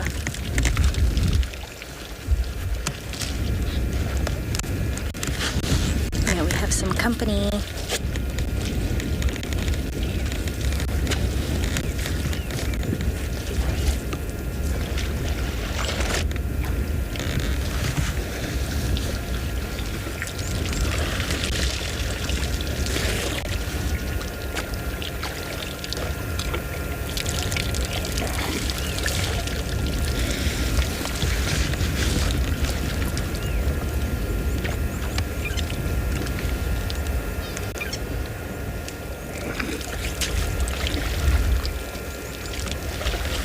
Always loved an elephant's eyelashes.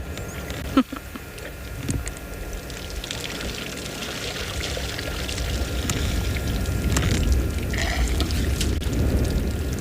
can see every time they're putting their trunks to their mouths, there's quite a bit of water still dripping out. Not a totally perfect system.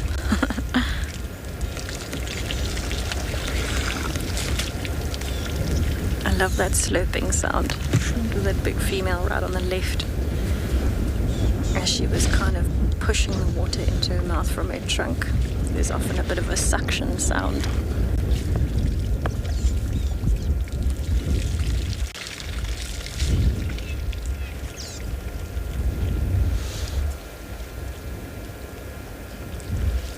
How beautiful is that scenery? 3 elephants spread out. Beautiful big trees on the skyline and dramatic clouds in the background. Doesn't get much better than that when you're sitting at a dam.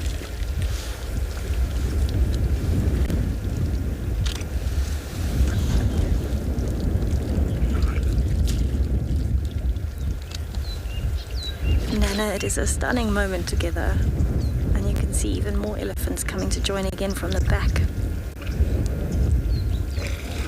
It's a very, very special time.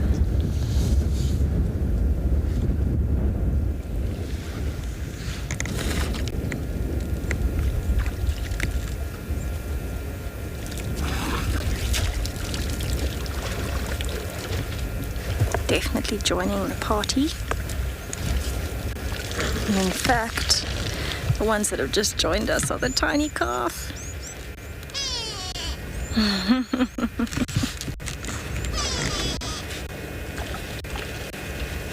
I've got a stick.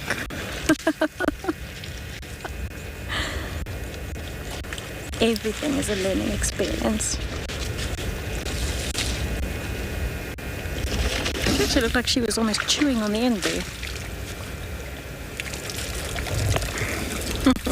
And just noticed us.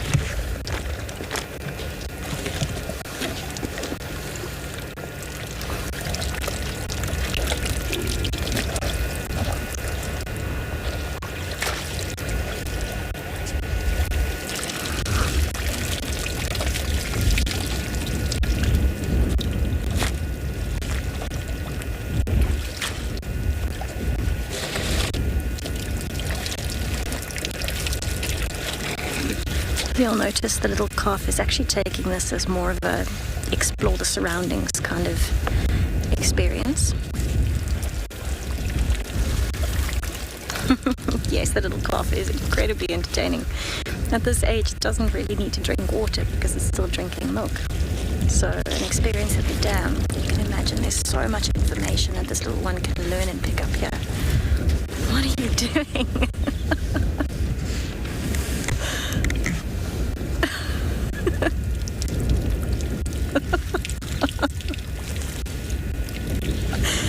Oh my goodness.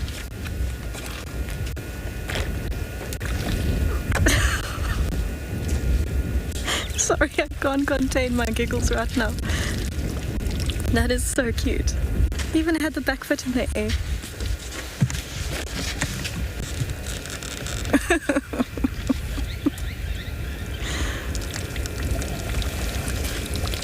So definitely learning about all the different smells and all the different stimuli around the dam, because this is where everybody comes to drink. Every animal, every bird will be here at some point.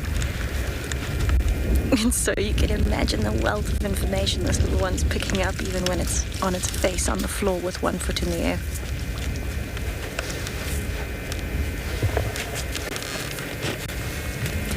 And now smelling the foot. Yeah, and going behind the car.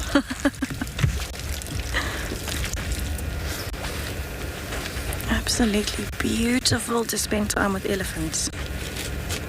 I love it. See, this is why I say there is never a dull moment with a herd of elephants. Oh, that rumble.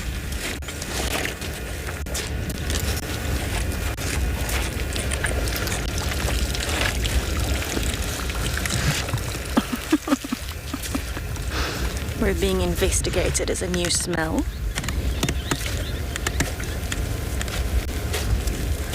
Oh, sorry, my cap's in the picture.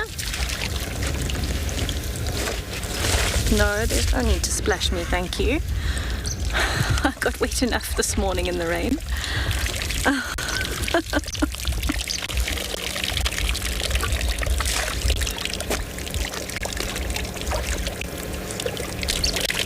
I do appreciate the thought of giving me another shower today, but I really don't need it.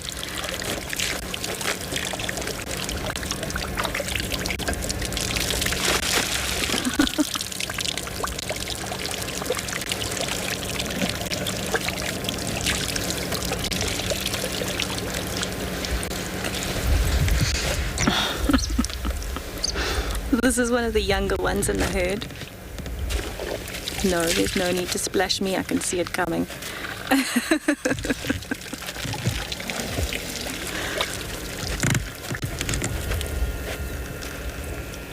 Thank you for the thought, but we really don't need another shower.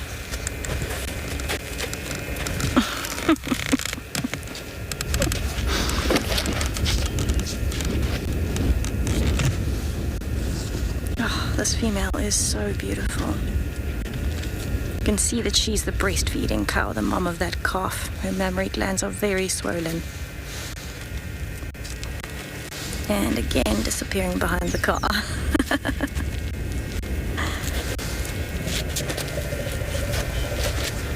Oh, that rumble. Alright, so they're actually disappearing kind of into the bush on my left now. They're moving off. But what an experience to have a splash of an elephant and have them so close as well. It's such an experience. There we go, Morgan's twisting you around so you can see the rest. We're trying to move the antenna.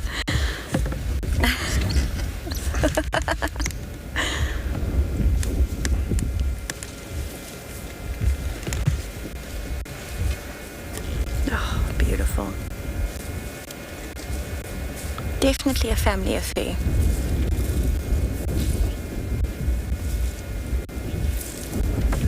Alright, so myself and Tristan are gonna let these, oh sorry, not Tristan, Morgan.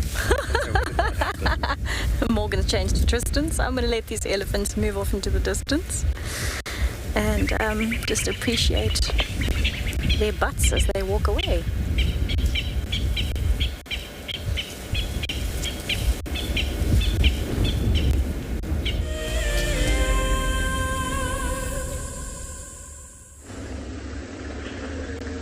So we are still just scratching around Ngala this afternoon for anything that we can find. And I just want to quickly show you this beautiful riverbed on the left. This is called the Tswalu riverbed or drainage line, and it flows into the Timbavati close to where we had that troop of baboons earlier. It's one of the prettier drainage lines on Ngala. What's amazing about the area on the left, look how there's no vehicle tracks in this riverbed. This area on the left is very rarely touched by any of us. It's an incredibly large wild area. I think it's close to 2,500 hectares without a road in. So it's an incredibly big area, whereas if animals go into, we don't often follow them because it's too tricky to get vehicles into this block.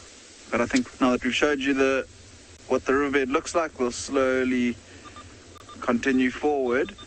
We are heading, or the reason why we've chosen this road is because there's a little quarry at the end of the road on the right hand side on Ngala's boundary, and water this time of year, it's pretty much the only water in this whole area other than where the elephants have dug within the riverbed. So who knows what we might find at the pan. It's also an area that we don't get to drive too often, so it's quite nice to explore new areas. And there also was a controlled fire that came through here earlier this year. It hasn't burned this area as much as some of the other areas that the fire burnt in the south from us. But we'll just keep cruising along and see what pops out for us.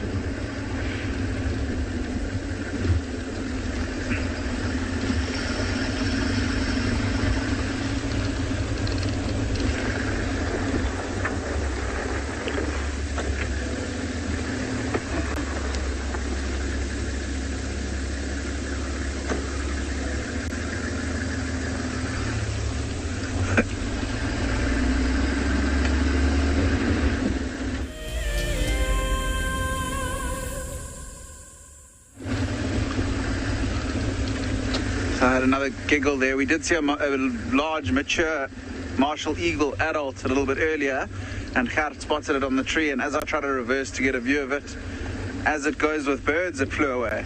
So we're not going to get a view of it, unfortunately, but we are, as I said, heading towards our last waterhole for this evening. Well, it's actually a quarry, and I'm not entirely sure if it has water in it or not. So it's worthwhile checking for future, and maybe if we're lucky there'll be something down or coming down to have a drink. I think it's going to be really dark this evening with the cloud cover, so hopefully the nocturnal animals will get active a little bit earlier. It would be quite cool if we were to bump into some honey badgers now, or that African wildcat that we're after this evening. This would be a good area for a wildcat. There's nice long grass, nice game paths around, probably lots of rodents and small birds for it to feed on. So I'm sure there are some resident African wildcats in this part of the reserve. The challenge comes in finding them.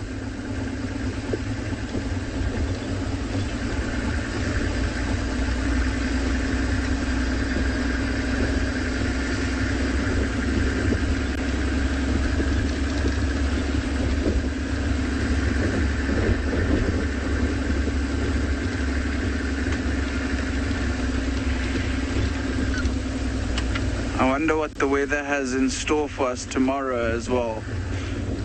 Tend to be the type of person that doesn't really watch the weather apps too much and how people are predicting it to change. I sort of just wake up in the morning and open my curtain and look outside and see if I'm wearing long pants or short pants for the day.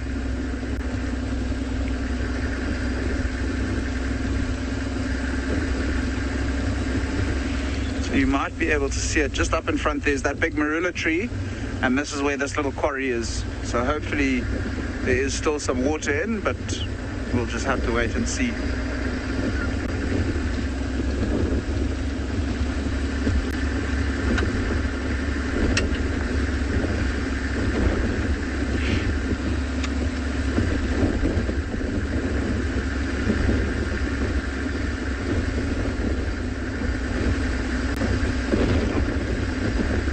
Past this marula.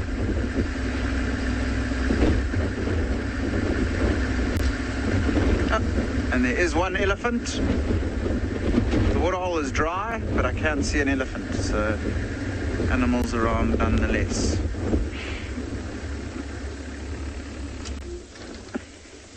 It's definitely been an afternoon full of elephants today. Lots and lots of pachyderms around.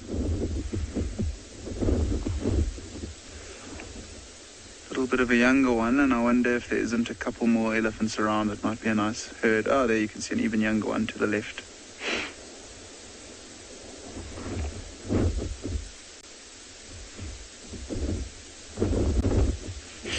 And I wonder if they maybe thought that there was still water in this pan and they were coming here to try to see if they could have a drink, or if they're just feeding through the area.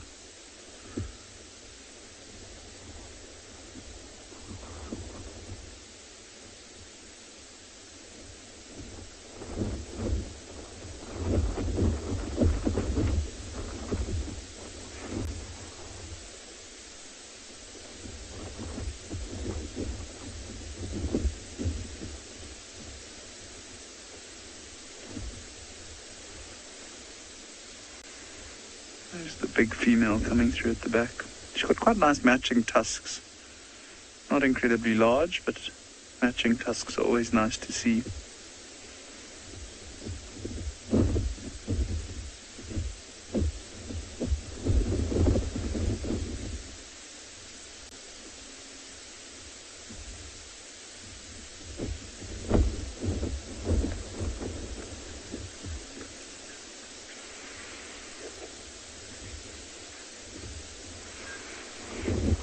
I'm really glad that everyone has enjoyed all the elephants that we have seen on the show this afternoon. They're amazing animals to watch for extended periods of time. Often you'll focus too much on trying to find lions and leopards, and then you get to the lions and they're just sleeping and not doing much, whereas the elephants are busy. What I'm going to do... Oh, there we go. I've got it. How's that trunk reaching right into the top of what looks to be a bush willow?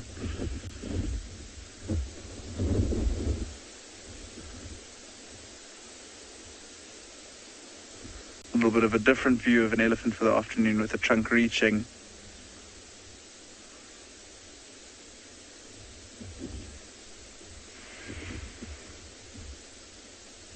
So the question was how long elephants sleep for in a day, I think, if I'm not mistaken.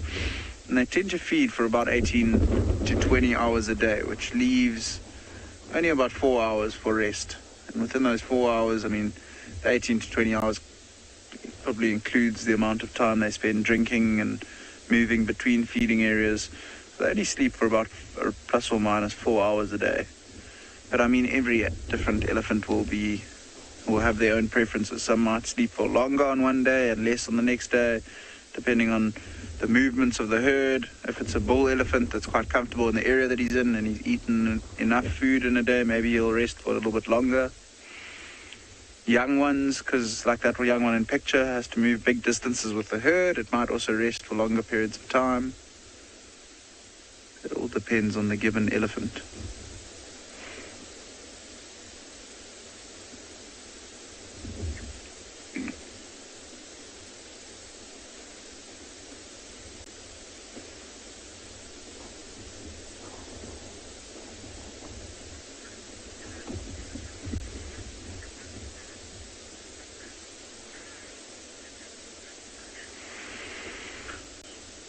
So while we continue to watch these elephants, let's take a look at a video of an upcoming prize, which will be hosted by Eco Training at Pridelands.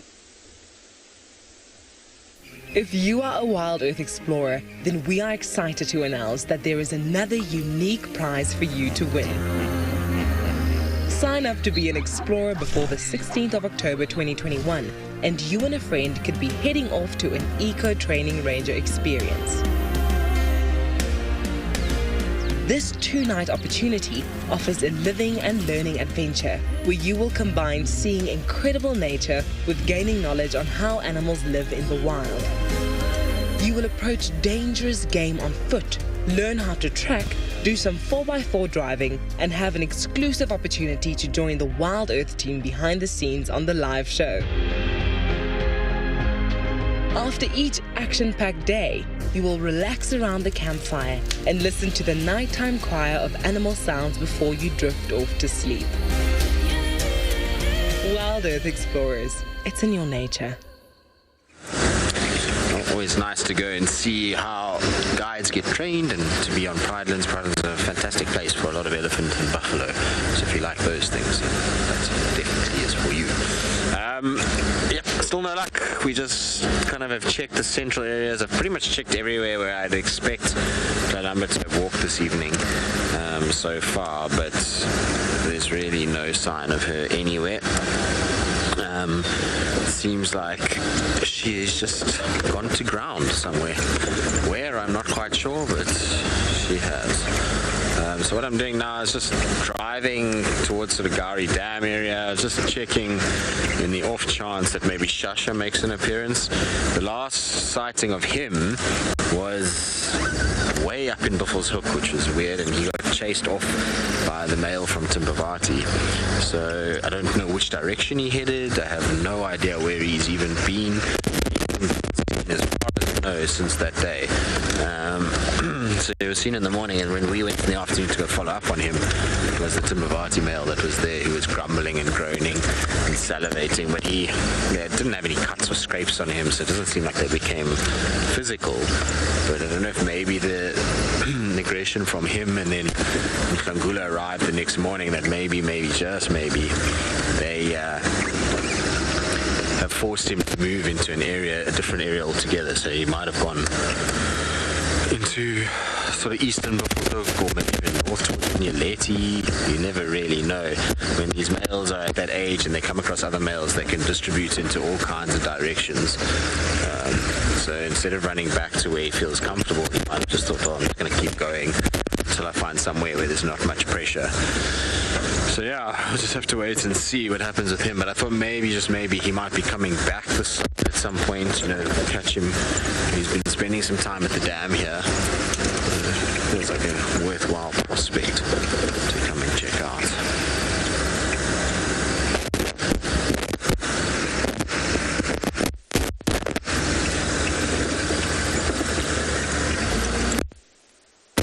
also apologize if I'm looking quite dark. Our light keeps going on and off. I don't know why. Or that sits behind us here that lights us up in the dark. Not sure what the reason is, but Walter, look at it just now. To this, meet him on the road, and he managed to fix it this morning. So hopefully he's got another plan to fix it this afternoon. But yeah, so if I do appear a little bit dark, that's why. At the moment, we haven't quite put on our IR lights on just yet. It hasn't quite got that dark.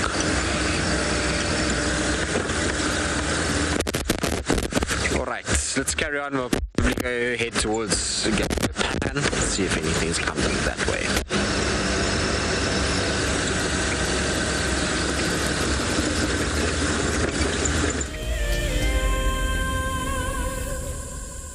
If you are a WildEarth explorer, then we are excited to announce that there is another unique prize for you to win. Sign up to be an explorer before the 16th of October 2021, and you and a friend could be heading off to an eco-training ranger experience. This 2-night opportunity offers a living and learning adventure where you will combine seeing incredible nature with gaining knowledge on how animals live in the wild. You will approach dangerous game on foot, learn how to track, do some 4x4 driving, and have an exclusive opportunity to join the WildEarth team behind the scenes on the live show. After each action-packed day, you will relax around the campfire and listen to the nighttime choir of animal sounds before you drift off to sleep. WildEarth explorers, it's in your nature.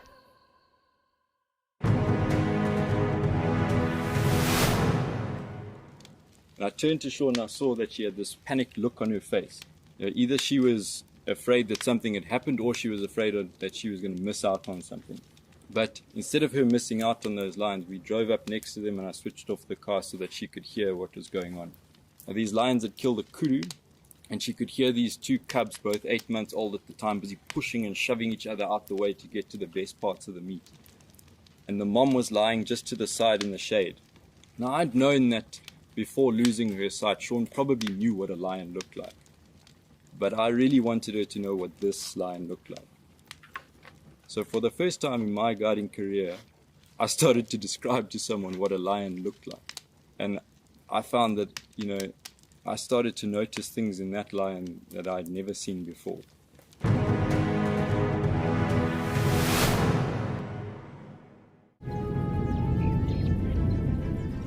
Oh, it's going to be in trouble now. Oh, this is unbelievable stuff. Here comes a hippo in too. Go, impala. There's a hippo coming in. I can't believe what we're seeing here. This is what we normally see in East Africa. It's all over. Hippo leaping at the crocodile now. Everything's gone underwater. Expect the unexpected here on WildEarth daily.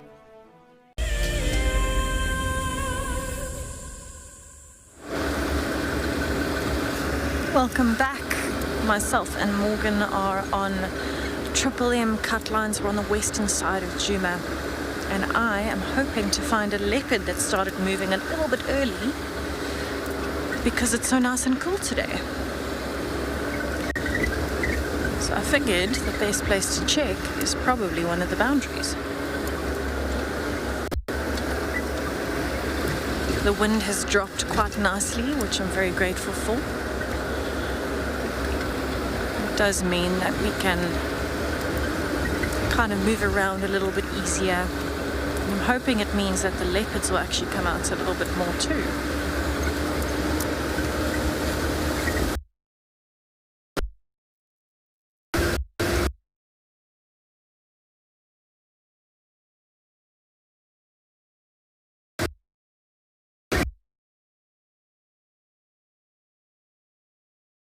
Basically what I'm looking for, I'm kind of just any kind of flashes of white, I would call them. So the white of a leopard's tail, the tips of the ears at the back. Any movement, any alarm calling if I see impalas or something standing looking very alert. Those are all indicators that there might be a predator. And this kind of section just before nightfall is probably the best in terms of predator movement, especially on the boundary roads like this.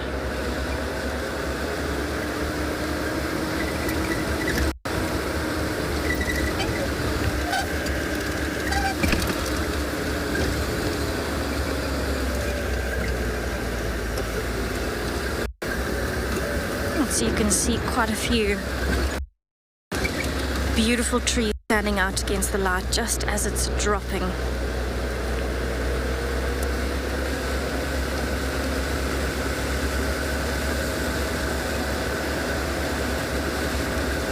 Alright, so I'm going to keep going and hoping that I find you a beautiful spotted cat, but I'm going to send you over to Nick.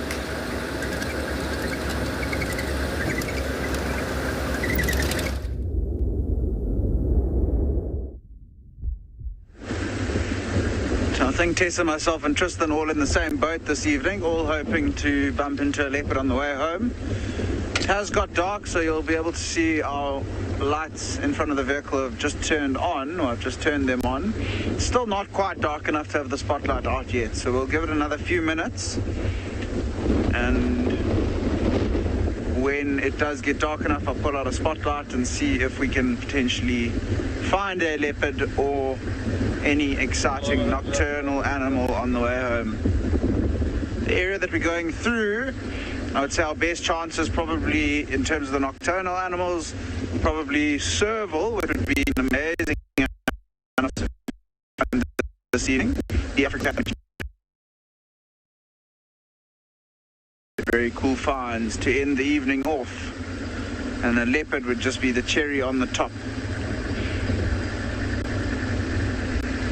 The resident female leopard that patrols this area that we haven't seen for a while, and I think it's as a result of the lack of water area that we've just been in. All of the seasonal pans have dried up. There's one spring in a little drainage line that we're going to cross called the Nsusu Link. It was actually where the white lioness from the Birmingham Pride and her sister were born 2.5 odd years ago.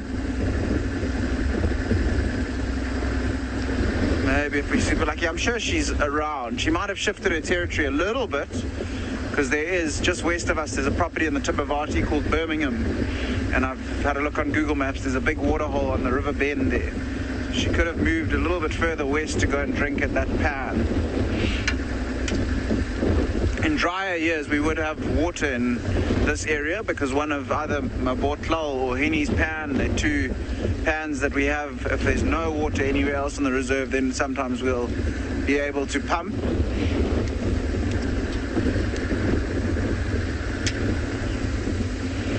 So while we scratch around for anything exciting and nocturnal, we're going to send you back to Djuma with Tristan.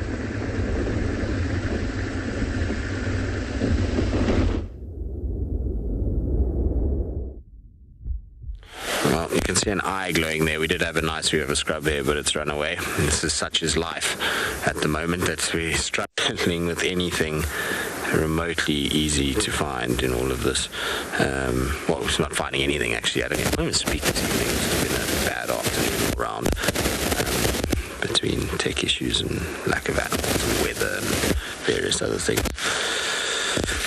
But anyway, yes, there's a scrub here that's bouncing around in there. You might see ears and eye movement every now and then coming through the grass, but it's really not a wonderful sighting, so I suspect that we should probably carry on and leave this little scrub here to itself, because as much as I enjoy a half blurred out eye in the grass, I don't think anybody really wants to see that, and I'm pretty sure we can find another scrub here. So better view when you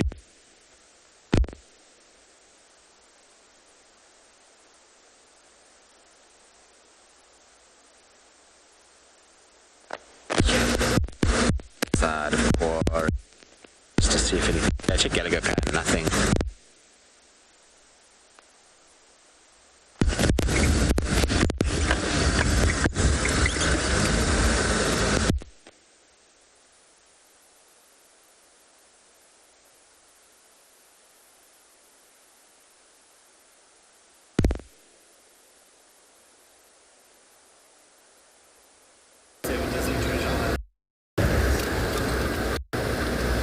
welcome back. We seem to be having a few technical issues. I do apologize, but I'm actually on the lookout at the moment. So I've just turned back kind of to the central part of Djuma. I'm on the lookout for spotted Kalahari, but it also hit us that dark mane hasn't been seen today, and he was hanging around on the dam cam last night. He was in that area around Vuyatela Dam. So he might actually be moving around in the area, and it's a perfect time to spot him.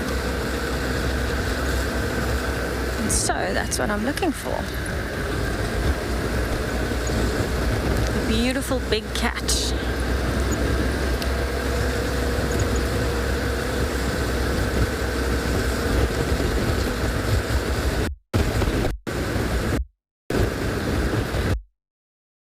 So this is probably one of my favorite times of the day. As the light's fading, you know that this is a really good time for animals to be moving, especially the predators. And I'm very happy that I got to see a hyena earlier on. But I'd love to find out where dark mane has gone. And I'd love to meet another new leopard. So I've got some very high expectations for myself tonight.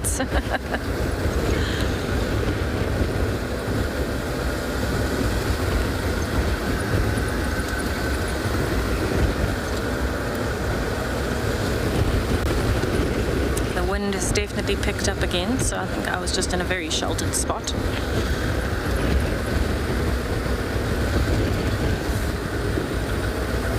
I still can't get that baby elephant out of my mind, kind of balancing on its face with its back leg in the air.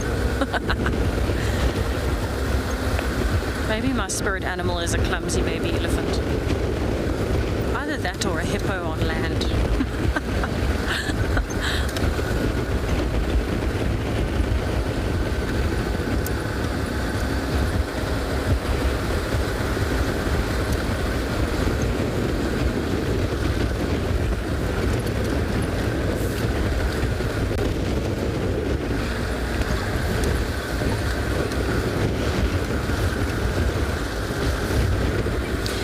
Trying to think what other nocturnal animals I haven't seen since the beginning of the year. And I'd love to see a bush baby, a galago.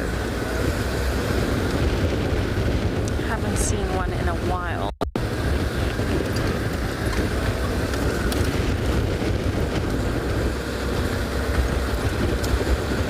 Maybe also a honey badger.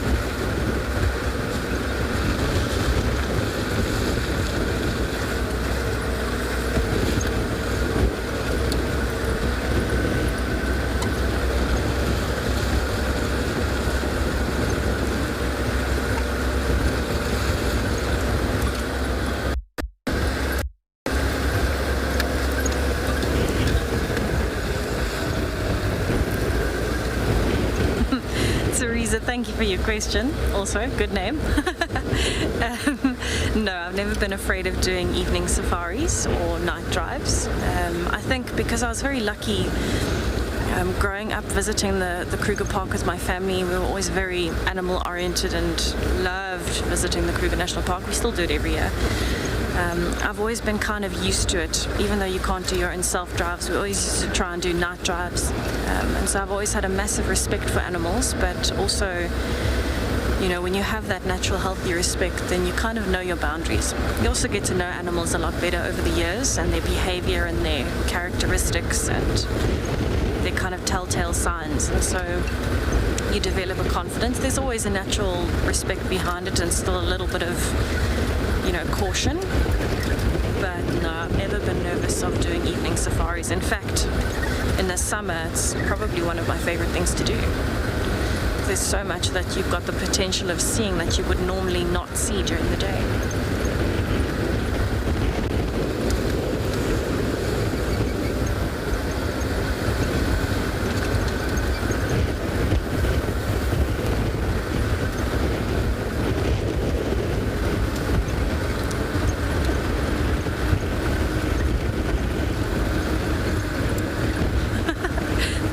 Wendy's being blown backwards with this wind. Just now I'll be plastered flat back against the seat.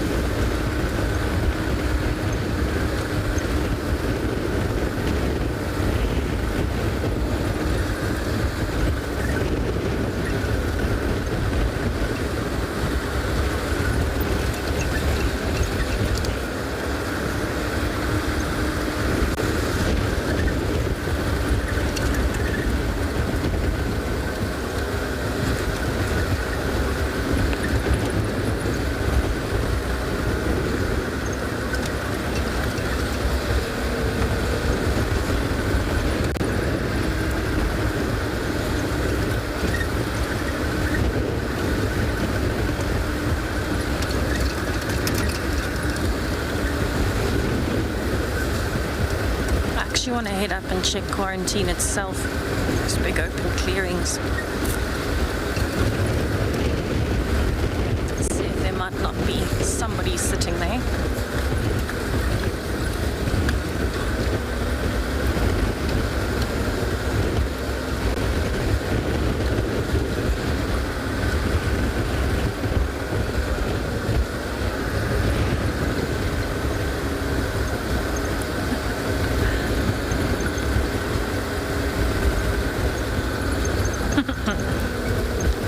Found myself a wild Tristan.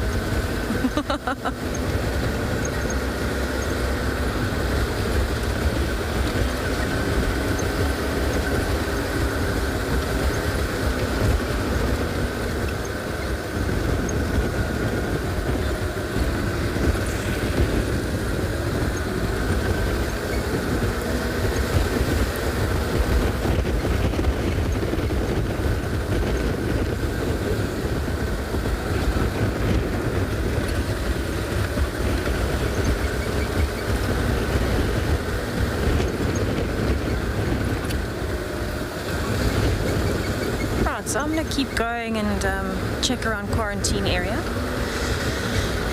And hopefully there might be something there waiting for me.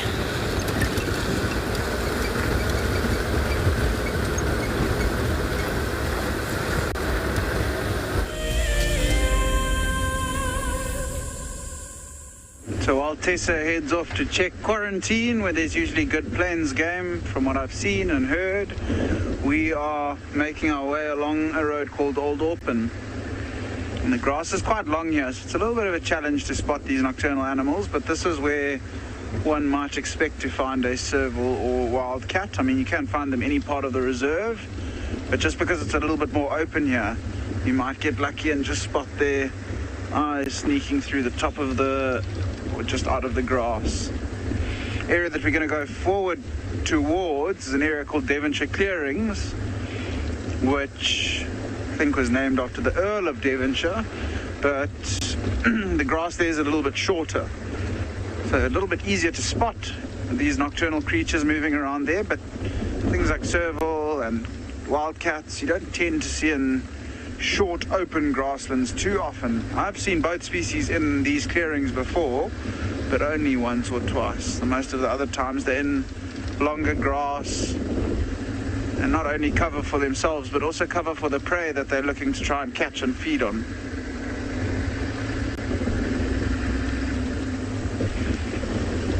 It's going to be very tricky to spot a chameleon tonight as well, considering how cold it's been today. You have to have a sharp spot or a lucky find.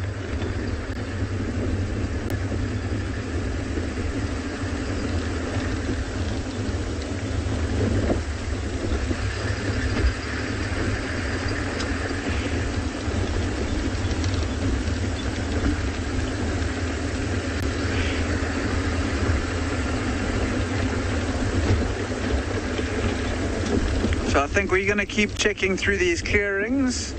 If we do find anything, we're going to try our absolute best to show it to you. And after that, I think we'll head back down towards the river once again and maybe check the northern side of the river. There's an area called Old Airstrip that can also be quite productive in the evenings.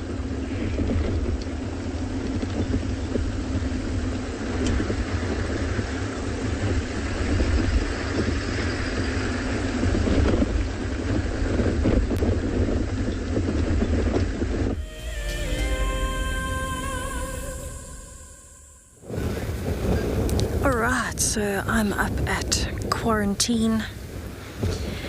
And it looks like everything is mostly peaceful here. It's still very windy. But you can see this herd of impalas is very relaxed. So I think enjoying the cool weather and this kind of time where it's not quite dark yet, where they would lie down and sleep together.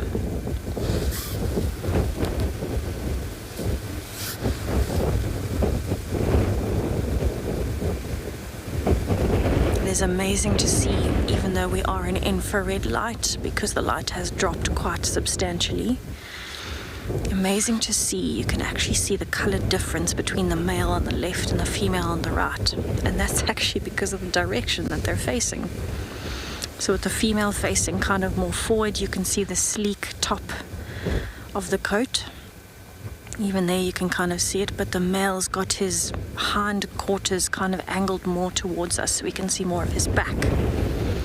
And so what we can actually see is the air bubbles or the air gaps that he would make. So you can see how it's changed as he changed direction. From the back you can see how the coat is fluffed up in order to try and stay warm. He traps air in between all of those little hairs. And that makes him look very fluffy and chocolate brown from the back, but from the front, oh, there's a wildebeest. You can still see how smooth he looks. And another one.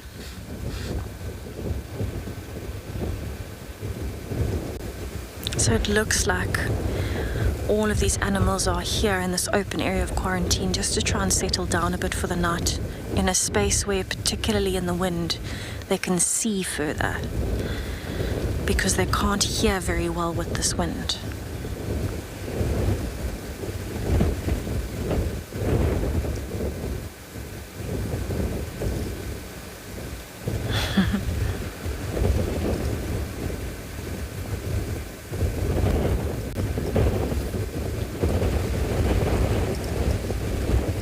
They are all looking in excellent condition, which is great to see.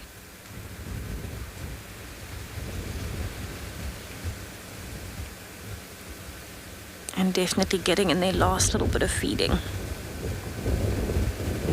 So especially on a cold night like tonight with the wind, you'll probably find there's also a few other herbivore species around that we can't see in the dark because they might be too far out of the camera range or the infrared range. But they'll all be kind of grouped together for safety, because the more eyes and ears there are, different heights, different kind of levels of senses in each species, the better the chances of survival on a windy night like tonight. So the idea is as many different animals as possible in an open area, and they'll all be kind of looking out and alert for predators.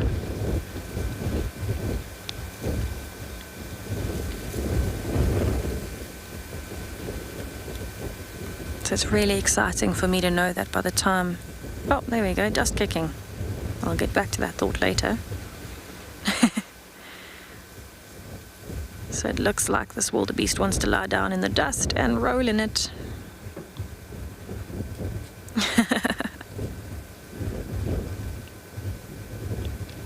It's actually kicked up so much dust that it's picking up on the infrared light. Amazing. It always looks like a lot of fun when they do that. This is particularly common in wildebeest. Zebras do it as well. And it's part of Coat Care 101. Coating yourself in dust helps with parasites. I think it's also quite fun. It helps them with any itches and scratches. So I think that wildebeest is feeling a little bit better after a dust bath. Basically what it did before when it scratched its hooves and even sometimes pushes its horns through is just to loosen the dust or the soil on the top layer.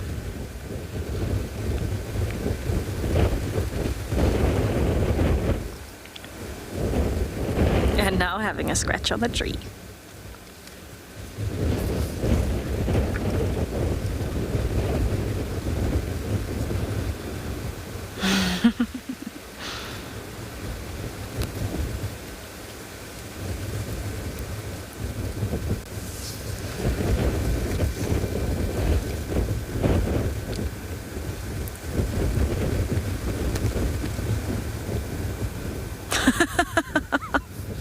There was a wildebeest there.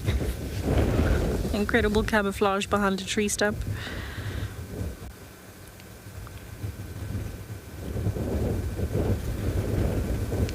It almost looks like it's going to every single kind of big structure on its way and sniffing it, rubbing against it.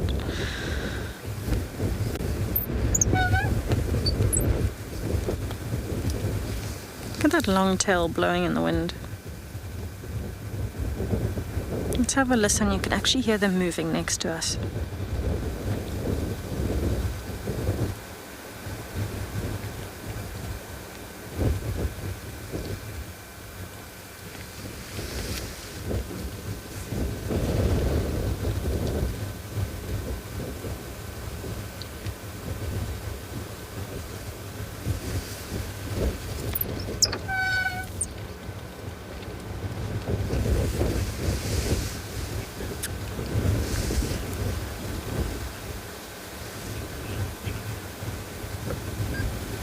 Again, scratching on the tree.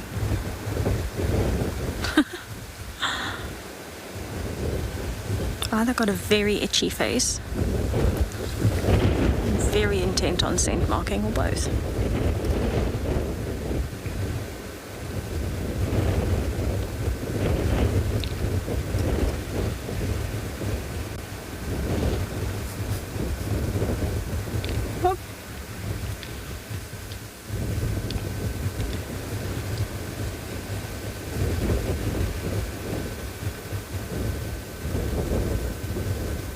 Definitely got another itch on the face. The one behind is scratching. Very cool to be able to sit with these animals at night.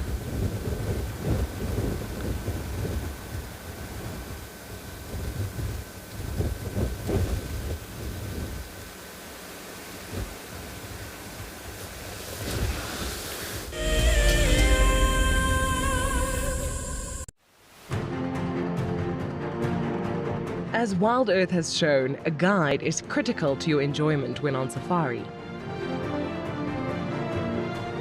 Safari Guide of the Year is an annual event which creates awareness for these men and women who dedicate their lives to tourism and wildlife.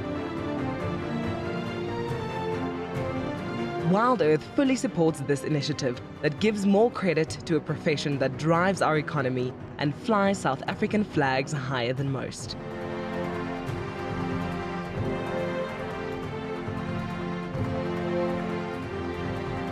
In the lead up to our live award ceremony, where the Safari Guide of the Year 2021 will be crowned, we are inviting all our viewers to join us for a special fireside chat. Open to everyone, this unique event invites some of the top guides in the country to Djuma on the 26th of September, straight after the Sunset Safari.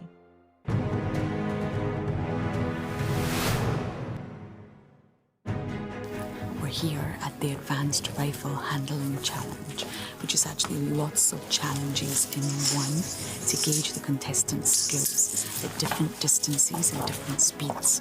This is probably the challenge that the contestants are the most nervous about. So let's get them locked and loaded.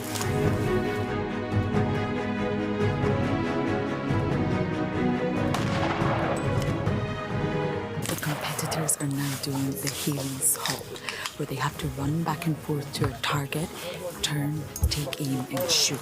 And this simulates a chase in a real environment and gets the heart pumping and the blood pressure up.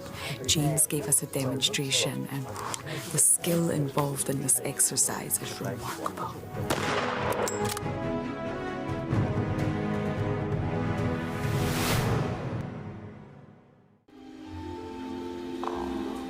Goodness, look at its wobbly legs. Oh, I don't believe it. I can't believe we've actually seen it. Oh my goodness. Oh, careful, careful, careful. Oh no. Oh, it's okay, little one. Okay. Expect the unexpected here on WildEarth daily.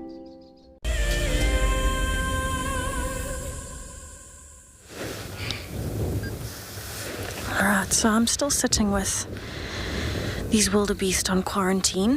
The impalas have all but disappeared out of thin air. It's almost like they've evaporated. But you can hear that snorting, sneezing, coughing sound, that mixture. It's actually coming from one of the wildebeest. It's smelled or heard or seen something it's not so happy with.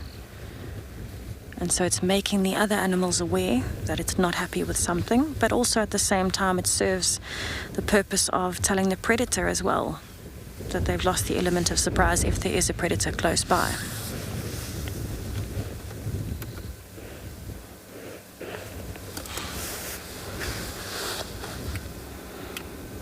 So you can see the difference there between normal and infrared light. It's unbelievable. And this could just be a routine part of, before they settle down and lie down, that they want to make it known that they might have seen a predator, even if they haven't. Kind of just being extra careful before you go to bed. But there could be even something like a hyena walking around that maybe we can't see. The wind is blowing from where the wildebeest is looking directly towards the wildebeest, so maybe it can smell something we can't.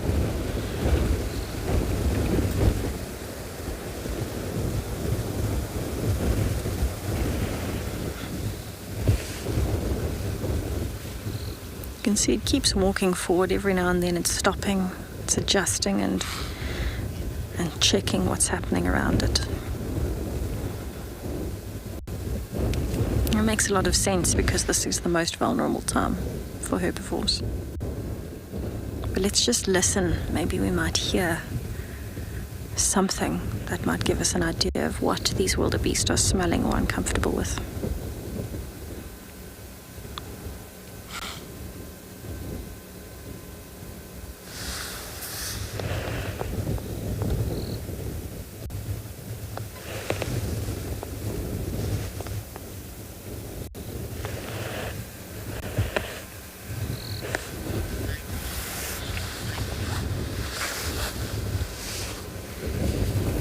A little bit of safety in numbers, a bit of backup. I can't really see anything that they would be unhappy with. I can't hear anything strange. But they definitely are uncomfortable with something. Maybe in the morning we might find that there might be some tracks of a predator here. If they're very unlucky, maybe a carcass. But I just find it so fascinating being able to sit here in the dark and watch them and what they would do naturally at night.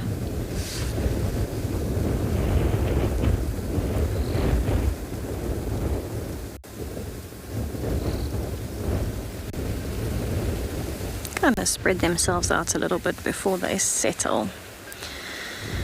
But it has been an absolutely phenomenal evening. Thank you so much for joining us this afternoon. We were so happy to share the magic of the bush with you.